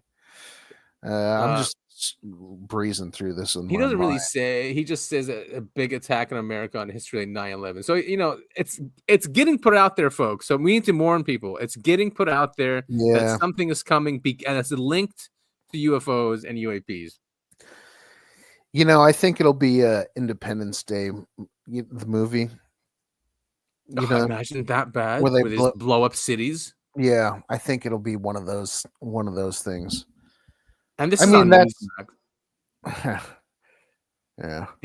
Oh, look, man. he's saying, look, please look at this quote. Complete BS. But this is Marco Rubio, so he's a deep state guy. Prior to 9/11, we didn't put enough money toward counterterrorism, Oh and my our intelligence agencies didn't share enough information. He continued. Everyone looked back and said, "We could have done this better." Dude, shut the fuck up. Dude, that is the most frustrating statement. I mean, we have documents that show that. I mean, okay, if you believe the official story, like Osama bin Laden was planning this. Like we had proof. Right. We had the quote unquote. Sorry, I'm going again. This is the accepted story. We had them doing flight classes in Florida and doing them very badly, and even the flight instructor, was reporting to the FBI. We had all this stuff, and the people in charge supposedly just said, no, that's nothing. That's the official story. Exactly. And that, I mean, what he's talking, we had no money. We had the most armed, the most defended air. We were in the middle of we ended the Cold War because of that. You know what I mean? But then these people were just able to fly around for hours unabated. And you know what? And God, we should do a 9/11 episode because they found a passport on the ground at Ground Zero, and they said that's how they found the terrorists. Dude, it was so stupid. They should have built the fucking towers out of that passport. Even the guy who designed the building said that he did the official story. Right. Yeah, the official story. Exactly. Also, the guy, what's his name, Lucky Bill or whatever the hell, he took out an insurance policy on the Twin Towers. Oh, Lucky Larry took an insurance policy out on the two towers the day before. That's the official story, and we're just supposed to take it. I'm sorry. We need to do a 9/11 episode because, man, I'm fired up. Well, I think we didn't. Well, we did last year or a couple of years ago. We shared a few documentaries, and then of course it went into where it always ends up going. But I'm trying to find. There was a really funny, just 2-minute video this guy did, and he calls it a 9/11 a miracle, and he goes through like the miracles, like what he just did. Like the passport is one of them. The whole getting the insurance and getting the most money ever in history, like $7 billion. Just disgusting. And it's never happened ever again from fires. Like 3 buildings collapsed from fires, which never happened ever again or before that. What was it? The BBC was reporting that Tower 7 fell before it happened. Yeah. Real that people eat this up. They go, right. Yep, it was terrorists. Osama bin Laden got killed and thrown off the side of a ship and everyone goes, "Yep, we got him." Like it makes, and there's all these military people that come out and say he was killed like years ago. we Yeah. just, So Rubio saying this is complete BS. Please continue because I'm about to go on another rant. Well, it's kind of tied because if he's warning us about this, he's basically saying it's not going to be the aliens doing it. He's trying to tell us it is, right? Yeah. But it's us again. We're using it as an excuse because it's the last excuse. I mean, Von Braun even said it on his deathbed that the last card is the alien card. Yeah. I mean, and this ties into Project Bluebeam as well. Yeah, here he is. Nice entrance. Oh, wow. Cool. Alex Jones sued for $1 billion. And now he's fine. Now he's skinny. He's looking good. He's on X. I mean, I think Musk saved him. I think he's investing money in him. He's helping him pay off that $1 billion probably. I mean, say what you want about Alex Jones. Yeah, he's a liar and a blowhard, but being fined $1 billion is just insanity. Yeah, when the deep state comes after you and does that to you and you're still alive, I mean, wow. Yeah. So Greer, this is today. Oh, cool. I think. Yeah, and we won't listen too much, just the beginning what Greer's saying, but it ties into those whole 9/11, false flag thing. Read into this more. He said yesterday, the globalists want us poor. They want to suppress society. I don't want us to be poor. I want the world to be wealthy. He's really getting it now. But he can't do it without dealing with this issue. Damn it. No, I understand. So let me make something very clear. It's a pipe dream unless they deal with this issue. I'm going to jump in here. I agree with you. There's no damn way you're going to get a golden age where we're going to have prosperity and peace going into the future until this issue gets run to ground. And there is no one in the administration who is read in properly yet to the point that they could authorize a plan to do that. There is a clock running. And let me tell you what the clock is. This issue is going to come out this year or the next through a group of whistleblowers who have all that evidence. If it doesn't come out in an orderly way, it'll be 1,000 times worse than COVID if it's mismanaged by the administration. So I want to be very measured and clear in what I'm saying. So there is a way to do this that would be a transition away and not be catastrophic. But if it gets delayed more than a year or two, then what's going to happen is that it's going to be taken out of the control of the administration and it'll be a runaway train and it will be worse than COVID. It'll be worse. It'll be worse than COVID, he said. Yeah, I mean, if you're paying attention to the news, they're bringing up bird flu, and I saw an article about measles in Texas. They're kind of throwing everything at the wall here to see what sticks. Yeah, I mean, we killed 200 million chickens, and now they're rationing eggs. Like we can't get one. It's like more than one carton a household. Obviously, if they kill 200 million chickens, that's going to be a problem. And the price of eggs are just ridiculous. Like, wow, they go through everything here. Very cool. It's probably really good. Anyway, we'll link this interview. I'm actually amazed that Stephen Greer agreed to go on InfoWars. I mean, if he wants to talk to Trump and he wants Trump to take this seriously, and it is serious, and how bad it can be, or if he really wants a golden age, just like he said, you have to go into the subject and you have to pull out the technologies that are in those programs. Only then we'll have a golden age. We're not drill is not going to give us a golden age. Yeah, no, I totally agree with you. Yeah, so I think that's why he's on there, and of course Alex wants him there so he can warn.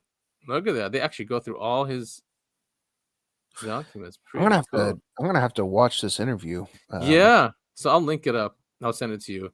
Sweet. I think it was this morning when it happened. So breaking news.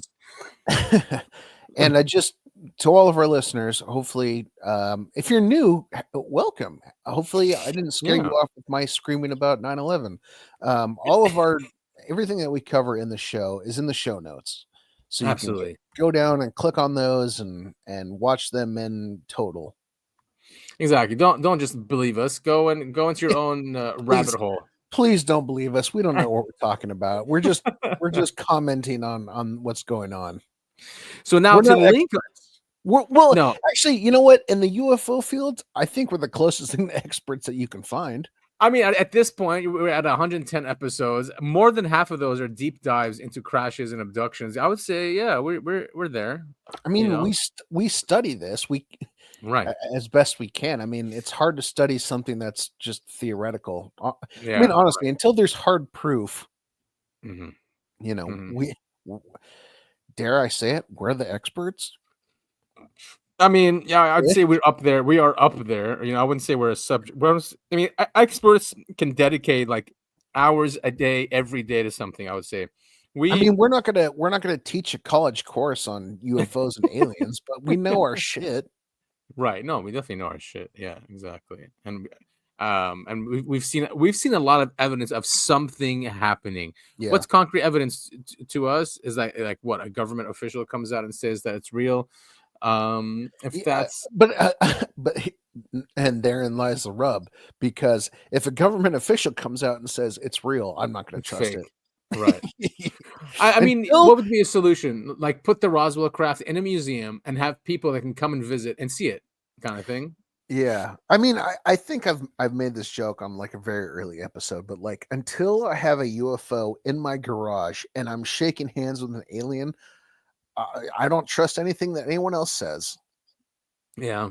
People are saying it's a conscious thing now. I mean, all right. Moving on. So, what connects all of this now? What connects all that we're talking about? You know, is this is a weird one. Yeah, Epstein trafficking victim says he shape-shifted in front of her. She says is Juliet Bryant. Now, allegedly, we're saying, right? But Sure. It gets weirder. This is on Jay Anderson's YouTube. He got her on there, which is pretty cool. So let's listen to her quickly. Yeah, let's talk about that. So waking up in a lab. This was not on the island. This was in New Mexico. On the island, I saw him shape Okay. in the bedroom. Let's talk about that first, and then we'll touch on this lab experience as well. So, can you explain what you mean by shape shifting here? Well, when I was in the bedroom with him, because he used to take me into that small bedroom, and it was always dark and really cold, and then it was almost like when he was orgasming or something. Like I looked at him, and suddenly his face like grew like big like this, and then I saw these huge black eyes like this, and then a big mouth with this horrible tongue and like this sort of dragon horn stuff, which is like almost like the devil, or I mean, I can't explain really what I saw, because I saw like, I mean, I can explain it, but it's like so hard. I did paint it, but I burnt that painting because I just hated it. But I can paint it again. But I just, I saw him turn into this horrible, creepy thing, and I wasn't on drugs. I wasn't drinking alcohol. Nothing like that was allowed. Like, like a lot of people think there were parties going on there. There weren't any parties. There was no alcohol. Absolutely not allowed. Like, I smoked, but I had to smoke far away, and hide. And I had to wash my hands after smoking. They were very fanatical. They did not like things like that. But I could have been drugged. I don't know, because again, when you're in a place like that, they could slip something in your drink, in your water or in your food. You just never know. Oh, for sure they slipped something for. Okay, fine. I'm not gonna say for sure, but I mean, if she saw that is just. I'm not saying people don't shapeshift. There's evidence of that in the past, and people talk about it. Okay, so I have several thoughts on this, and she looks haunted. I mean, she looks like a victim. Oh, yeah. I don't doubt that things happen to her.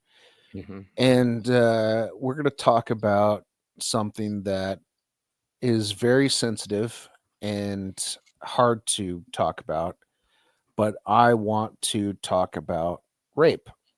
Yeah. It obviously is horrible, traumatic, terrible. And I'm speaking as someone who I've never been raped, of course. Mm-hmm. But I have heard that something that happens to you that is that traumatic alters your brain chemistry at the time, right? Mm-hmm. Yeah, like you split. You try to block it out, right? And there's like a split that happens there. It's very traumatic. Right. And so what she's describing is essentially like the devil, right? Big eyes. Yeah, she basically said that. Yeah. Big mouth, horns. Mm-hmm. I think it's in the realm of possibility that there was no shape shifting involved. It was just something that you see when you're traumatized. Yeah. I'm not dismissing, what she's saying. I'm just stating my theory. What happened Valid. is completely horrible. I mean, we know what went down on Epstein Island. I mean, that Dude, fucker yeah, one of the worst human beings. deserves worse than hell. And we're And still protecting him. we're still protecting him. And you know why? Yep. I Yeah. think he's probably hiding out in the country that we can't discuss because it's a haven for people like that. Yeah. Yeah. Um, It is. I don't think he's a shapeshifter. I think he's a horrible, disgusting, vile piece of shit that doesn't deserve the air that he breathes. And that had access to so much money. Like it's just weird that people like Lex Wexner, who owns He had access to money and he had access mansions, to powerful islands. people. Yeah. And if you look at his beginnings, he essentially blackmailed his way into becoming rich and powerful. Yeah. I don't think he's a shapeshifter. I think he's just the scum of the earth. And that was the first time I heard about this. But she's been in other interviews, and she has mentioned this before. So the whole shapeshifting. Now, Epstein was obsessed with UFOs, right? He was obsessed with eugenics. He wanted to and weird paintings. Oh yeah, but he wanted to populate the earth with his seed. He wanted hundreds and hundreds of children. So, he was serious about this. And I feel really bad for this woman. I really do. I mean, obviously she went through something something that I wouldn't wish on my worst enemies, except for Epstein. I think he should go through, what he did to all these poor women and boys, from what I've heard. Oh yeah, anything. He'll give his clients anything, whatever you wanted. Whatever the client wanted, he'll get it for you. But she goes on. She saw a UFO and his because Epstein had a New Mexico ranch as well. So here you mentioned waking up in a lab environment. Can you just detail what this was? Where was this? Well, when I was taken to New Mexico, I saw the UFO there. It was very creepy. Well, it must have been. It was like these three lights in the sky, and then sometime around that time, I just woke up in a laboratory, and I was naked and paralyzed on a table, and there were 6 people in hazmat suits around me, and then there was like a female doctor standing behind my head, and I couldn't move and I couldn't talk, but my eyes could move. And sorry, it's actually really hard to even talking about that because I had such bad panic. No, okay. That's right, Jay. But I went back to that sort of time recently, and it's just like it was something so frightening that I can't really explain it, but I know that it happened. Oh, and then the doctor came near my head and she said, "Don't worry, everything's going to be okay." And then I suddenly just went out again. But there wasn't like doctor's apparatus in there. There was just like a big like metal slate on top of me, like a door size thing on top of me, and it was just like a very, very frightening thing, to happen. What were you in New Mexico for at that time? He just kept flying me back there all the time. I was just like so broken from the whole thing, and it was almost like he was like, I suppose he almost had like a bit of a cult in a way, where he does like control. Oh, he definitely did. Yeah. So this is in his ranch because he had a ranch in New Mexico, right? What do you mean? I mean, I got taken to New Mexico, to New York, to Paris, to Palm Beach, to the island. I got taken to all the properties. Because the thing is, after being taken somewhere like that, it was almost like you just, it really affected me very badly being a young person. You disassociate. Yeah, exactly. And that's what it is. Disassociate, like you were talking about. That's what happens in those traumatic experiences. But see, it's weird. The whole New Mexico ranch thing. It is linked to his eugenics and his like populate the Earth project that he had. And he was talking seriously to scientists about this. Like they all fawned over the guy. So bizarre, man. So bizarre. I mean, this is what I feel so bad for her. I can't even think about it. But it's an abduction, right? She said it was in her. That doctor was in her head saying it's gonna be okay. I mean, it's very similar. Yeah, I guess. I think again she went through something traumatic, and clearly she was trafficked, which is just, man, just God.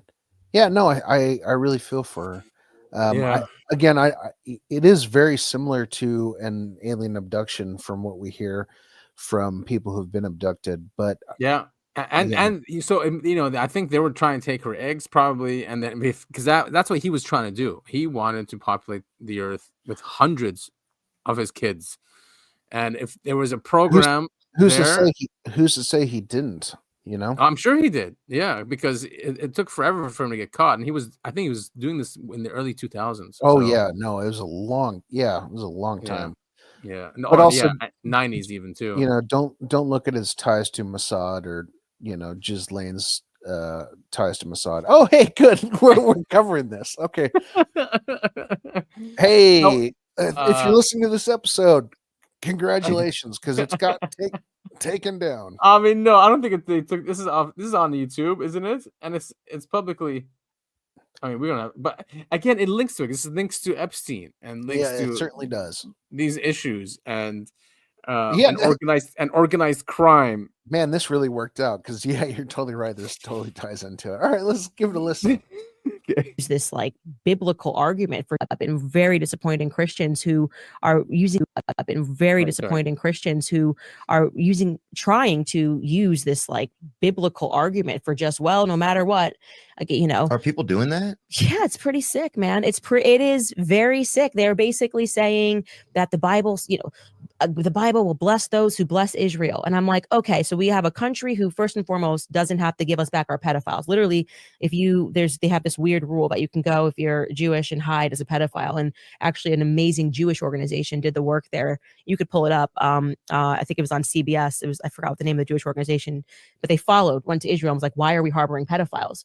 So there was a Jewish organization that they had pedophiles. They did amazing. No, they were not the pedophiles. They did the investigation to show how people are using, how like people who have molested children in America, if they're Jewish, they can then make their trip to Israel and be protected by the government. And Israel doesn't have to they literally don't have to.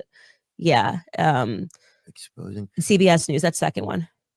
How Jewish American you will not find a single person who says that's wrong. Hide from justice in Israel. She said you won't find a single person that says that's wrong. She means like Christians here, Christian Zionists, and people in the government. That they won't say a word about it. Keep playing the video though. I want to hear what Candace has to say. Okay. They hide. Can't most people say if you are? So these are people that are Israeli citizens? No, they can then become Israeli citizens. They're American, right? So if they just hop, if they're being on a trial, you get to Israel, they'll protect you.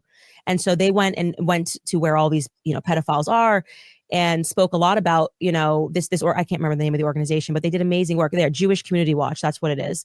And so that's what I mean, where it's like there's also this wrong conflation that annoys me as well, because you have Jewish organizations who will objectively say this is wrong. They recognize they are Americans. They don't support pedophiles. And yet the mainstream media is trying to conflate them and make them think that they have to defend the actions of this state. And yeah, if you even talk about this, so say it's anti-Semitic, talk about this. What are you talking about? You're taking billions. That's the difference here. This is a country that is taking billions and billions and billions. It's an American welfare state, And CBS jumped on it. A CBS News investigation has found that many accused American pedophiles flee to Israel, and bringing them justice can be difficult. Okay, has been trying for years to find Caro's and help bring to justice. So Jimmy Caro, he's a wanted man and is considered dangerous, accused of assaulting a 9-year-old girl in Oregon in 2000. He fled to Israel before authorities in the U.S. could apprehend him. But is this just one guy? No. So this is a story about how they are doing this. It's the main story is like that they were investigating is that there's so many people that did this. Why do they allow it? Because they have special consideration and they are not allowed. They don't have to give us back our pedophiles. I don't know. I never understand these random Israeli loopholes. And it's ridiculous. And the fact that they can just call people anti-Semitic, it's just like a sweeping allegation. How dare you notice that this is happening over here? You anti-Semite. And it's like, we have every right to critique this nation because you take money from us, especially, right? That means when we go to work, and taxes are being taken away. We're paying to support this. Well, And yeah, then I we're know- I being know that we've- gaslit by the media who's telling us that critiquing them in any way is an act of hatred for Jews, which is just such a nonsense. Oh, I don't like Speak that it, girl. Netanyahu guy, I man. hate him. That guy seems like an evil guy to me. Yeah. How dare you notice? Don't notice. Yeah, It's- and definitely you're don't racist. notice or remember all of those tunnels they found in New York City with bloody mattresses that they were pulling out. That was being inhabited solely by people of the Jewish faith. Again, I know this is bad. So because earlier we talked about Nazis and now we're criticizing the Jews. We are not. You We can are easily not take clips from this anti-Semitic. whole show and like take it out of context. They see. Yeah, we are not Nazis. We are not Obviously not. anti-Semitic. It's like Candace Being said, anti-Israel is not being What- anti-Semitic. I'm sorry, it if just you- isn't. it's not. And when you start noticing things, you start questioning things. You get called anti-Semitic, and Yeah. just like Candace said, like it puts this blanket statement on everything you've ever believed, ever. Yeah, they're going. I mean, it was a bad week for them because she went on Theo. Ian Carroll went on Joe Rogan and talked about the Epstein and Mossad link and and Israeli intelligence. And so they're all now the new thing now. Anyone who notices this stuff is paid by Qatar now. That's their new thing. Jesus Christ. So that might come after us. Like Yeah. they're funded by Qatar. And so, all of you, dear listeners, don't ever notice things or make links or anything like that. Don't ever do that. And of course, what are politicians doing? They're passing laws Well, to make us talking about this illegal. And that's exactly right. And so, here's the thing: if you get labeled anti-Semitic, your life is over. So don't ever notice things. Don't ever make links. Don't It's like the ever. mob. It's exactly like the mob, man. But what I have noticed, and I think I saw a study earlier this week, more and more people are anti Oh yeah, I saw that. Yeah. government of Israel. Not It's Jews. still a lot though. It's still a lot though. Yeah. Oh yeah, Well, anti-Israel. Again, here's the thing. It doesn't matter what we, the populace, think. It matters what our politicians think, and what And they 'cause they're think owned. is that Yeah. Israel is number one, America is number two. Dude, have you seen the Israeli flag is all over Congress, like Yeah, I every think- single one of them. It's I just think we talked. I mean, I know I've brought it up a bunch. but yeah. It's I think we just did insane. Like episode enough. about that. People are Yeah. sick of it. People are sick and tired of it, and it's Yeah. just insane. It's too much in our face. Stop doubling down and tripling down. I mean, what I don't get is like the right was crying for 8 years when the left was saying we need safe spaces in colleges. You cannot talk about you can't misgender people. You can't be racist. And the right was all against that, right? No free speech. Now that they're in power, they're doing the same thing, but applying it to Jews and Israel. It's Like, absolutely it's the disgusting. same thing. Yeah. Oh God, it's so frustrating, man. Yeah, what's that saying? Is who's in charge when you're not allowed to criticize them? Yeah, I think Nietzsche said that, or one of those guys. Yeah, Just Yeah. just unbelievable stuff, man. It's so and it's embarrassing. as like a normal. I hate to label myself as normal, but like as a normal person, it's so frustrating to see, and it's even more frustrating to see that the people around you are just like, oh yeah, whatever the government says is right. Why don't you make a law that's against everyone? If you say anything anti-white, anything anti-Christian, anything anti-Muslim, anything anti-Judaism, anything like that, fine. But like that then. But to just single out one people and one country is ridiculous. That's how you know who's in charge. Not allowed to say. We're not allowed to discuss this. This episode is so getting nuked. It's so getting nuked, man. Thank you all for listening. This has been the Uncovering Anomalies podcast. You will never see or hear us again because we've been black bagged and thrown into Guantanamo Bay. Oh yeah, that's always a great. Yeah. Is that a black van? Yeah. So just to bring it back to Stephen Greer and CE5, I think Good. Let's get off that one topic that we can't talk about. I think it's pretty. This guy is pretty. Okay, this guy's Mark Sims says he was willingly possessed by an entity after a Stephen Greer CE5 UFO summoning. Oh, that said, Red Panda Koala, check your DMs. You know, we'd like to get you on the show. We'd love to, man. Have a talk. I'll clip that really quick and send it to him and tag him because he hasn't even checked it.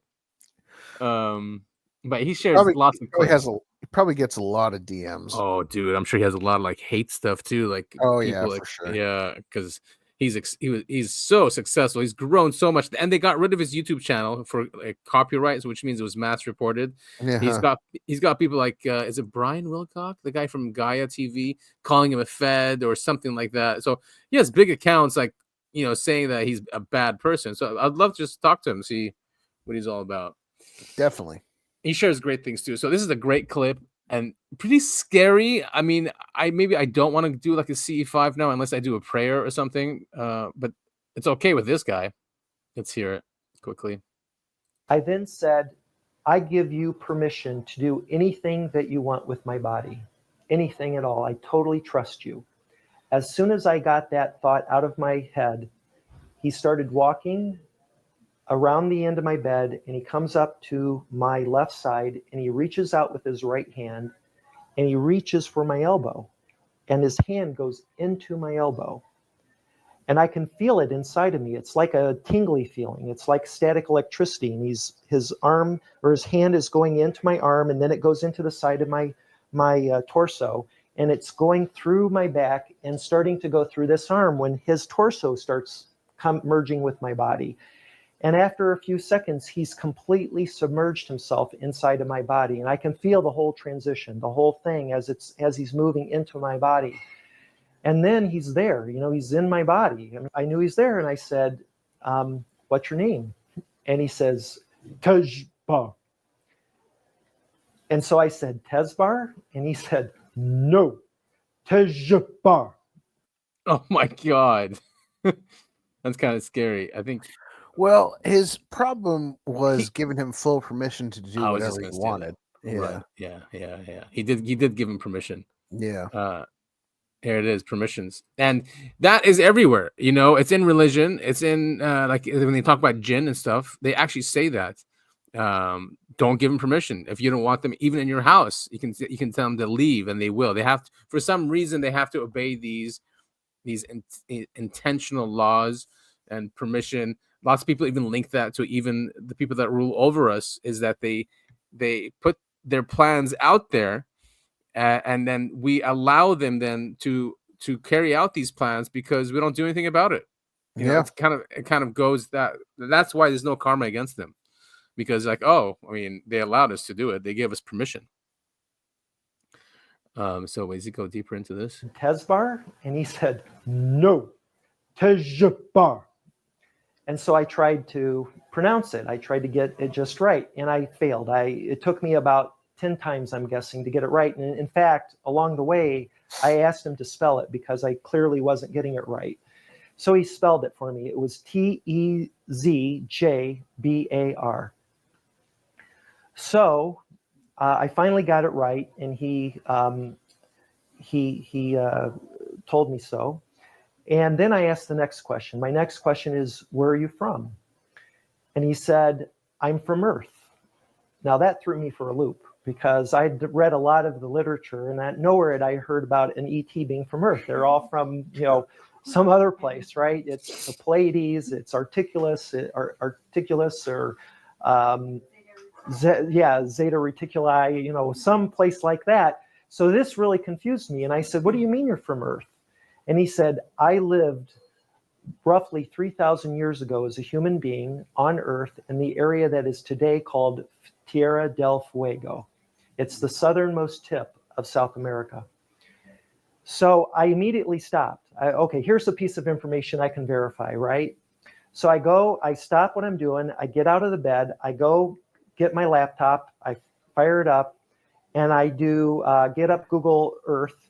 and I type in Tierra del Fuego. Click.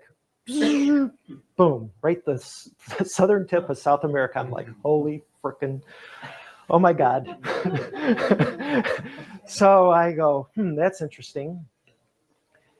And then, interesting enough, I decided to type in Tezjbar, Tezjbar, and there was a hit.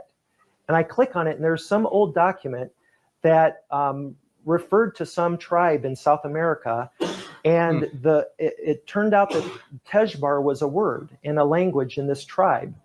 And the document was from the early 1900s, but the word Tezjbar meant head, okay? Now, he went on to tell me that when he was living as a human in that area, he was the chief or the leader or the head of a large tribe. And that when he died, he ascended to what he called the astral realm.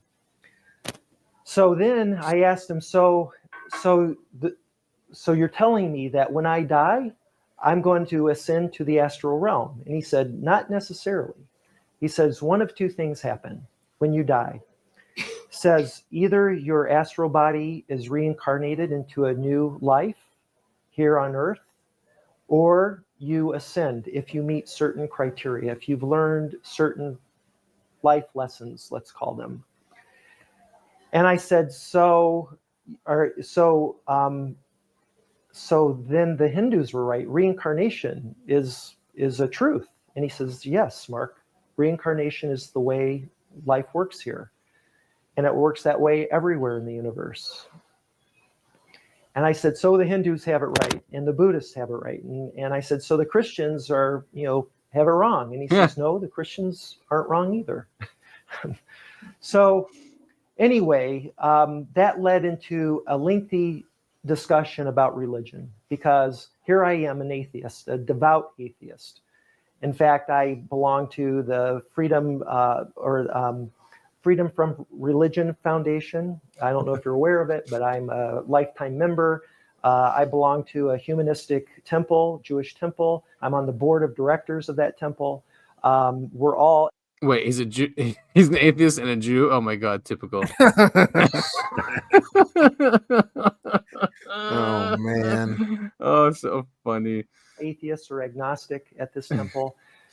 So here I'm having this conversation and learning that in fact there is life after death, and that reincarnation is one option, or the other route is ascension, or effectively going to heaven. So that's, you can see here we have both cases being possibilities.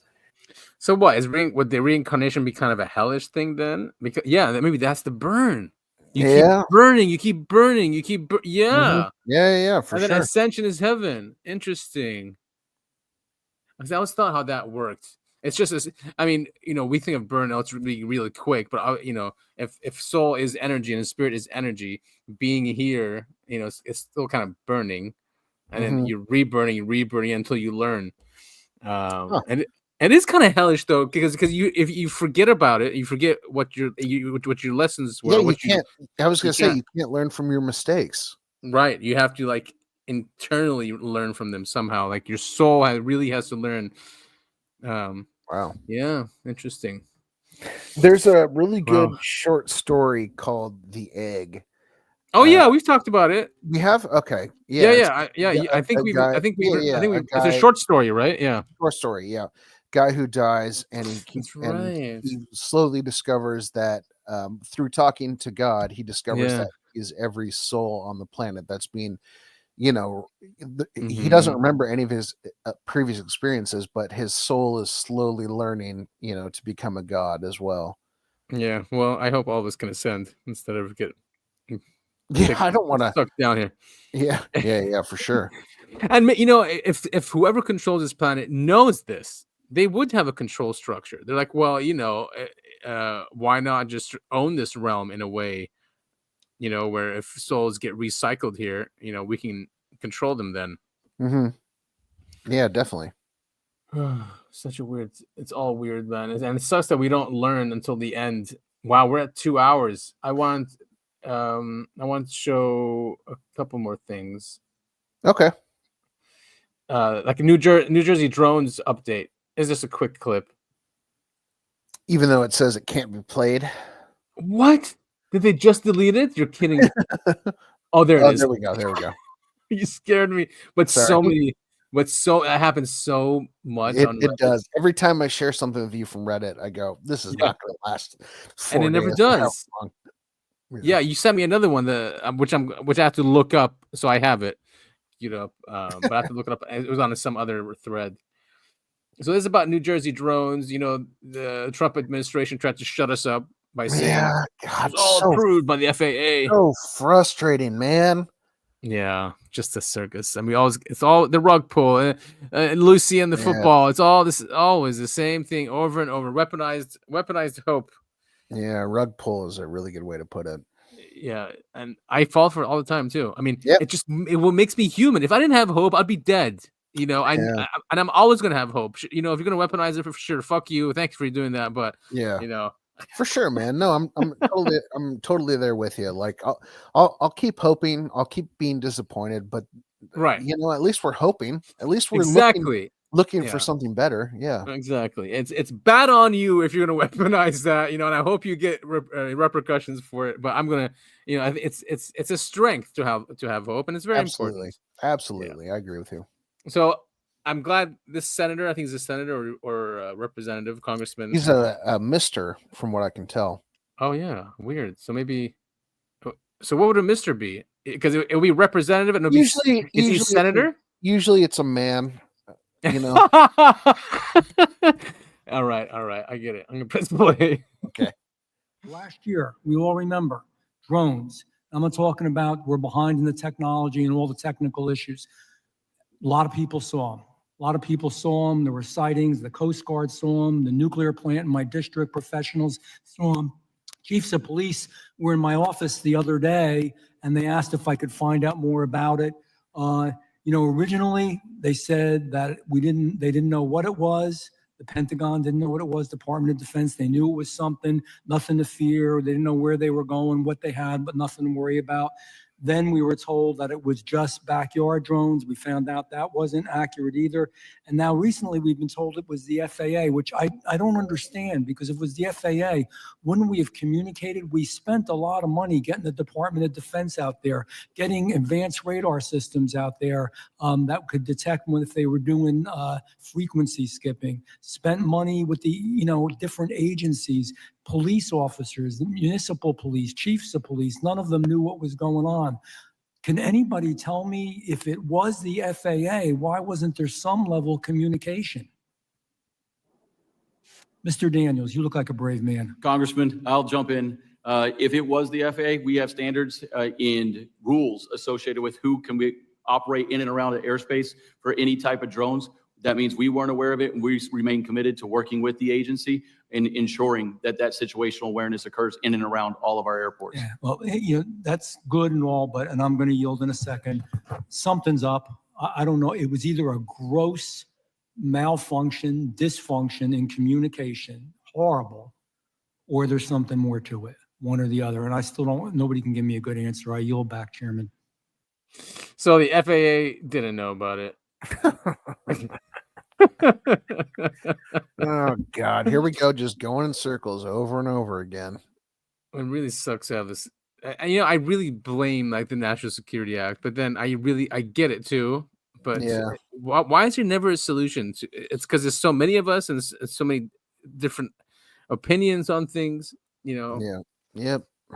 But is that a bad thing? Look at X. X is it's pretty much free for all, right? And out of that chaos comes an order and opinions that are transparent and truths that are there. So maybe just open it up, man. Yeah, man. I mean, it's the libertarian point of view, and I'm right there. That's what I want.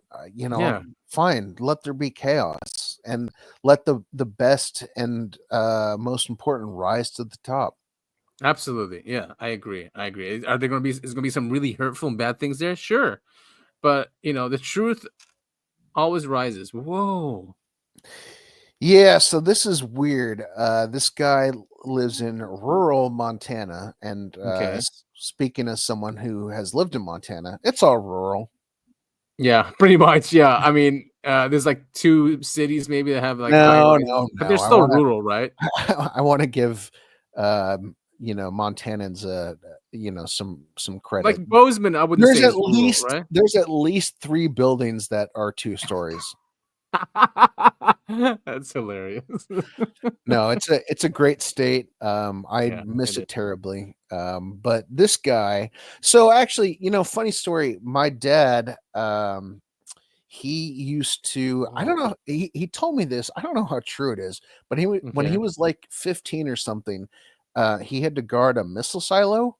What? You're kidding me? I didn't know that. So eastern Montana is full of Yeah, missile silos. dude, that's so cool. Yeah, and he's man, I'm gonna have to call him after this episode to see if that's true. But he told me once that he had to guard a missile silo, and it was just, if I remember correctly, it was just like a fence. You can't see anything; it's flat ground. But he just had to walk around a fence. Right. Anyway, So wait, did he see like a sighting or no? No, and he's not the type to like look or believe in this kind of stuff. Right. Yeah. He's very Mhm. old school, masculine man. Yeah. And UFOs and the subject of UFOs That's are all really hippie stuff. yeah, it's really not his speed. So I don't know, but these pictures are from someone who was in rural Montana. Very cool photos. Yeah. I mean, it looks like something that is using like a something for cartoon. acceleration. Yeah. I mean, Yeah. it's got the blue thing behind it that makes it look like it's using some sort of sci-fi Mhm. form of propulsion. What's And his it's got a what's red light on it, which is cool because every UFO we see seems to have some sort of light. Let's see. This guy says these were taken with a Fuji camera in an extremely desolate part of Montana. This sighting was less than a mile away from a launch control facility with 10 missile silos. Wow. My brother-in-law has a 2,000-acre ranch. Wow, good for him. Next day, he took these photos and said he sees crazy UFOs like this all of the time, going back to his childhood. He said he has a bunch of other videos and photos he would like to dig up for me. I was pretty blown away with the quality of these pics. I thought he was going to show me an orb or something. LOL. So it looks like these were taken on Christmas Eve of last year. Damn. In a place called Winifred, Montana, which I have never heard of. Yeah, I mean, that's really rural. Yeah. Other comments saying they want to see more of the photos. He's going to share the others with me. I saw a video of one doing some crazy acrobatics when I was visiting last week. I wanted him to send me that one too. It was an accident how this all came about. I had my whole family staying out there in an Airbnb, so I walked out to the kitchen with my wife and him. We're looking at photos of the kids and whatnot. I stopped scrolling through his photos real quick, and one caught my eye. I laughed and said, "Was that a UFO?" And he was like, "Yes." And he proceeded to tell me about all the crazy stuff he sees out there and showed me a bunch of other pics and videos before I got dragged away by my kids. I'd love to like that. That's a good idea.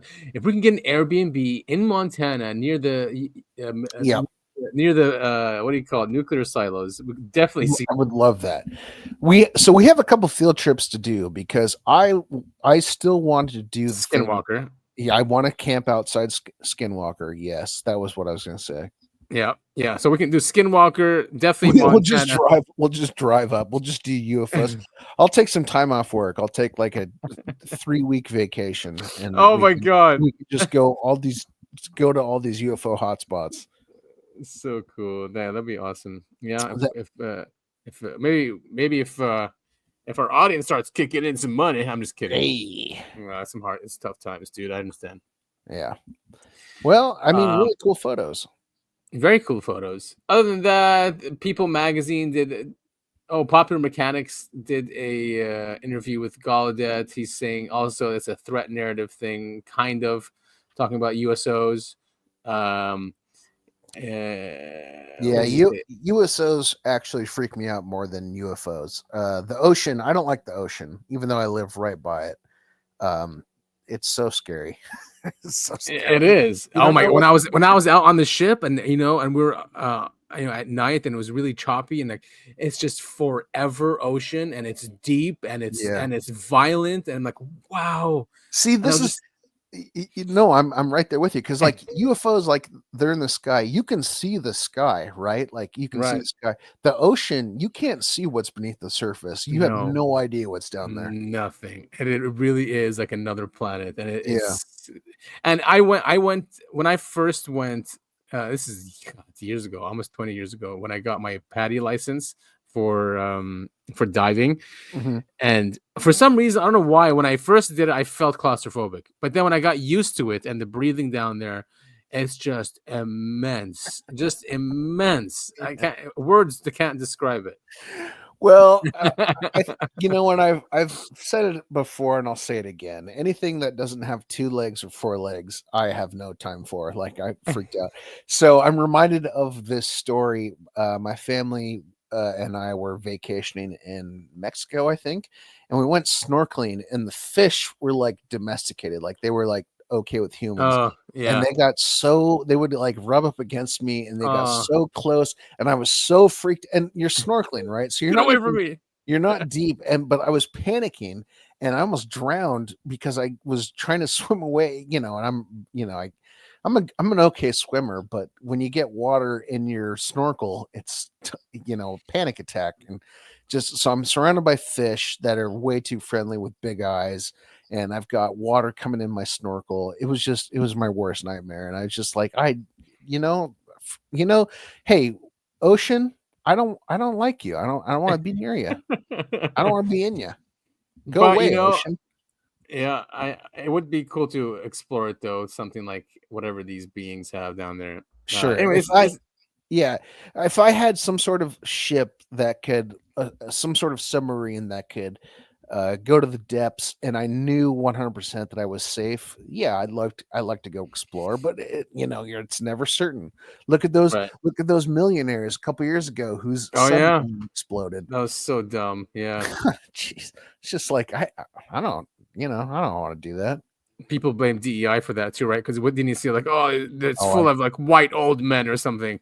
I didn't hear anything about that. Yeah, the actual investor or whoever paid for that thing, or the company, said we have too many old white whatever they call them, I guess captains or whoever be piloting that, or pilots. Sure. Jesus. Yeah. Anyway, basically Gallaudet says that they are beings down there. He knows it. But he's saying it's a threat because we don't know their intent. Of course, he has to use the word threat because that's what works with our government. What else do we have? Oh, People Magazine also. Oh, the same director. What's this one? All right, not important. And then this I thought was really cool that you sent. I had to look for it. This is just a funny meme. It is funny. We always end on something funny. Yeah. So Norts. So Neil Armstrong was the first person to land on the moon. Neil Armstrong backwards is Norts, Mr. Alien. And look, here it is. GNORTS, Mr. Alien. It's right there. Yeah. It's just bizarre. It's bizarre. Checkmate. Checkmate, government. You think you can hide the truth from us? You can't. We know the truth through memes. Norts. I say Norts to you, government. Norts you. Norts you. So if he wrote just Neil A, that'll be Alien right there too. Yeah. It is weird. We really do live in some kind of weird matrix, huh? When these things show up. And they show up a lot. Yeah. I thought this was really funny. I saw this at work, and I was chuckling, and one of my coworkers was like, "What are you laughing at?" And I showed him this, and he goes, "I don't get it." Oh my god! Like, they don't even try with that person. It's just a joke. Exactly.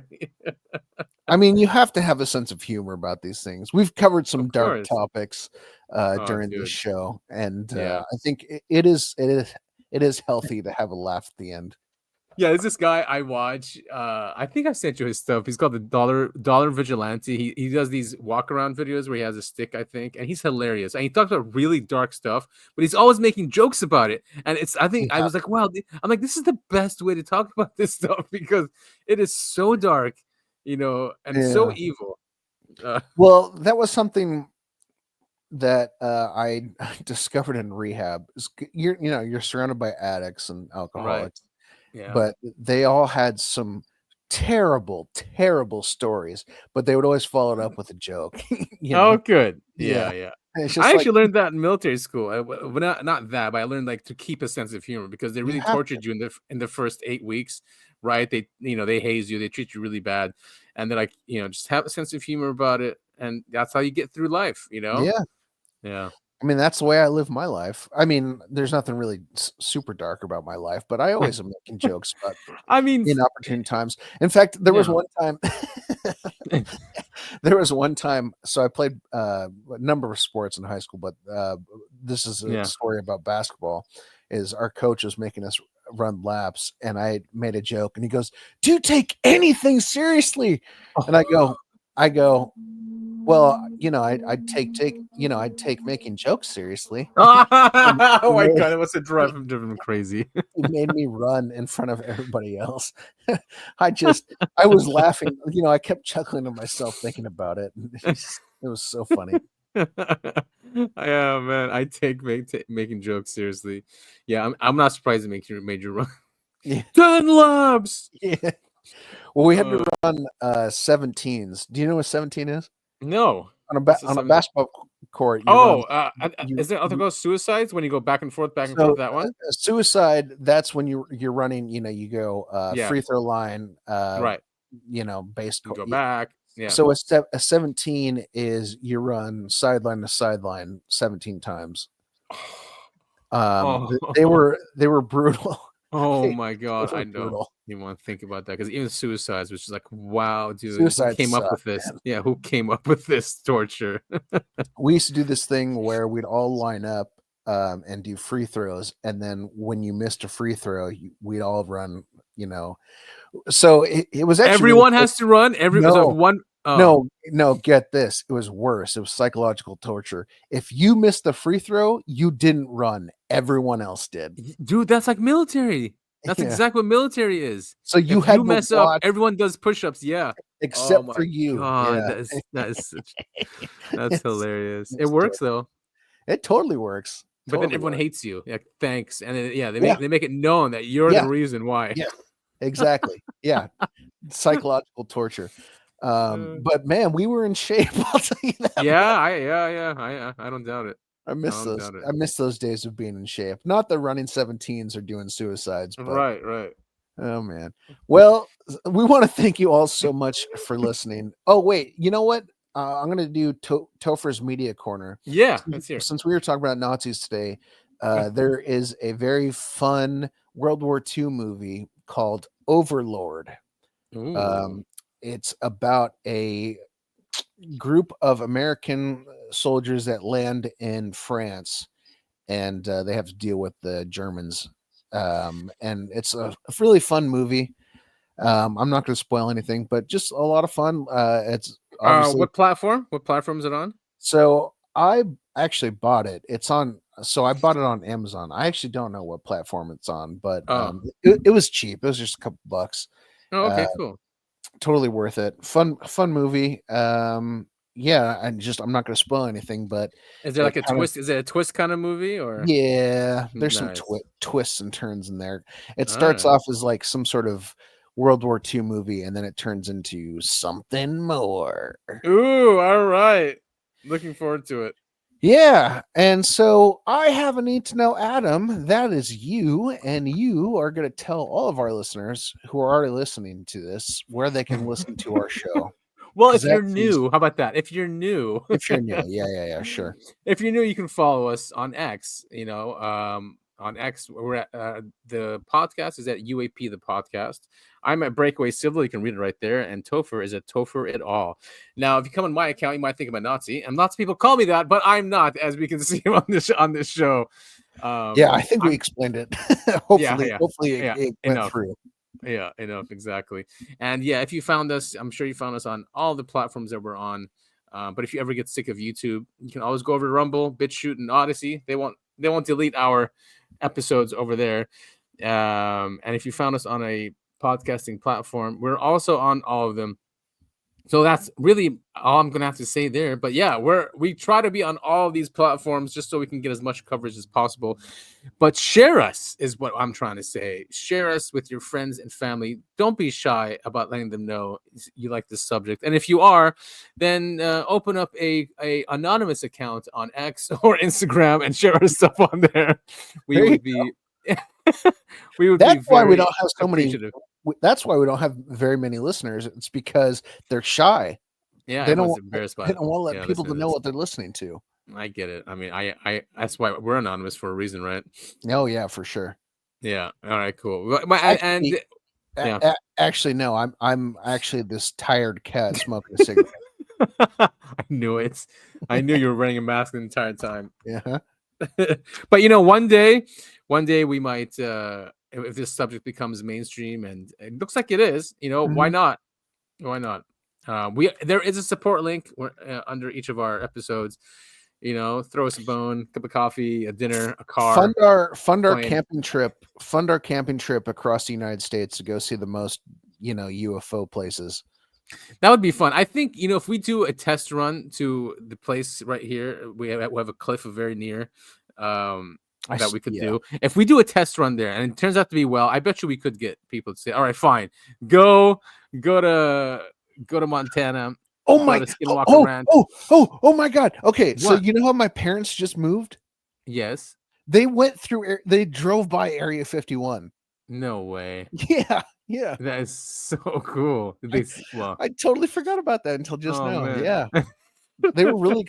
My mom called me and was like, "You'll never guess where we just went to." And they oh man, I don't have. I've got so pictures of like cool. the town that's nearby, but Oh man, I was like, "Did you stop by the mailbox?" And they're like, "What?" The mailbox, yeah, with that sign, Yeah. Deadly Force. Yeah. Really cool. So Sorry, I didn't mean to interrupt you. I thought of that. No, I think. Wait, what was I saying? Just I think we're at the support, right? Yeah. So support us with what you can. A cup of coffee, or a lunch, or a dinner, or a house, or a car, whatever you can. Or a camping trip. Whatever you can donate. Oh yeah, yes, that's where we were. Yeah, at the camping trip. That will we will maybe start out with We'll live we can do stream it. here. We'll wear masks. We'll try to. We'll wear masks and we'll live stream our. I think it's really bad reception out there. Actually, I mean, we could try. Who cares? Yeah. Cool. I mean, yeah, that was a fun episode. Share, like, subscribe. Yeah, all that stuff. please tell a friend or a family member or someone you've got tied up in your basement about the show. Yeah, I hope they have their eyes open. Yeah, and force them to listen to it. We really appreciate all of you guys tuning in and listening. It really does mean a lot. Even your comments on YouTube that are kind of mean about me not being so present during the episodes. It's good feedback. It's really good feedback. It is good feedback. Keep those coming. We love you all. And, I'm tired, Topher, because my mom woke me up yesterday. In case anyone didn't get that. Yeah, and this has been episode 110 for the Uncovering Anomalies podcast. Thank you all so much for listening.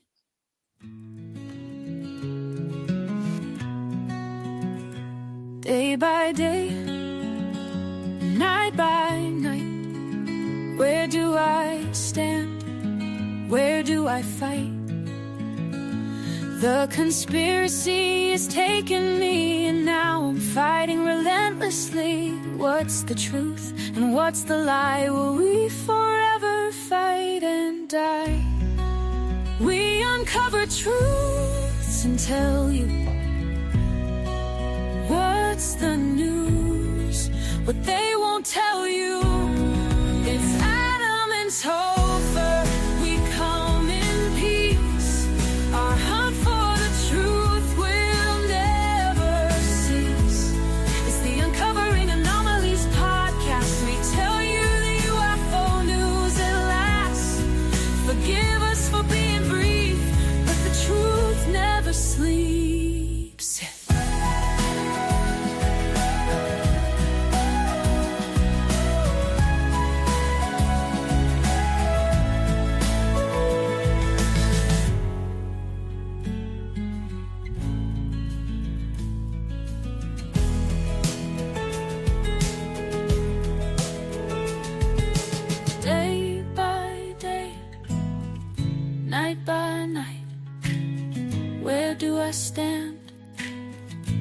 do I fight? The conspiracy is taking me, and now I'm fighting relentlessly. What's the truth and what's the lie? Will we forever fight and die? We uncover truths and tell you what's the news when they won't tell you. It's Adam and Topher. We come in peace. Our hunt for the truth will never cease. It's the Uncovering Anomalies Podcast. We tell you the UFO news at last. Forgive us for being brief, but the truth never sleeps.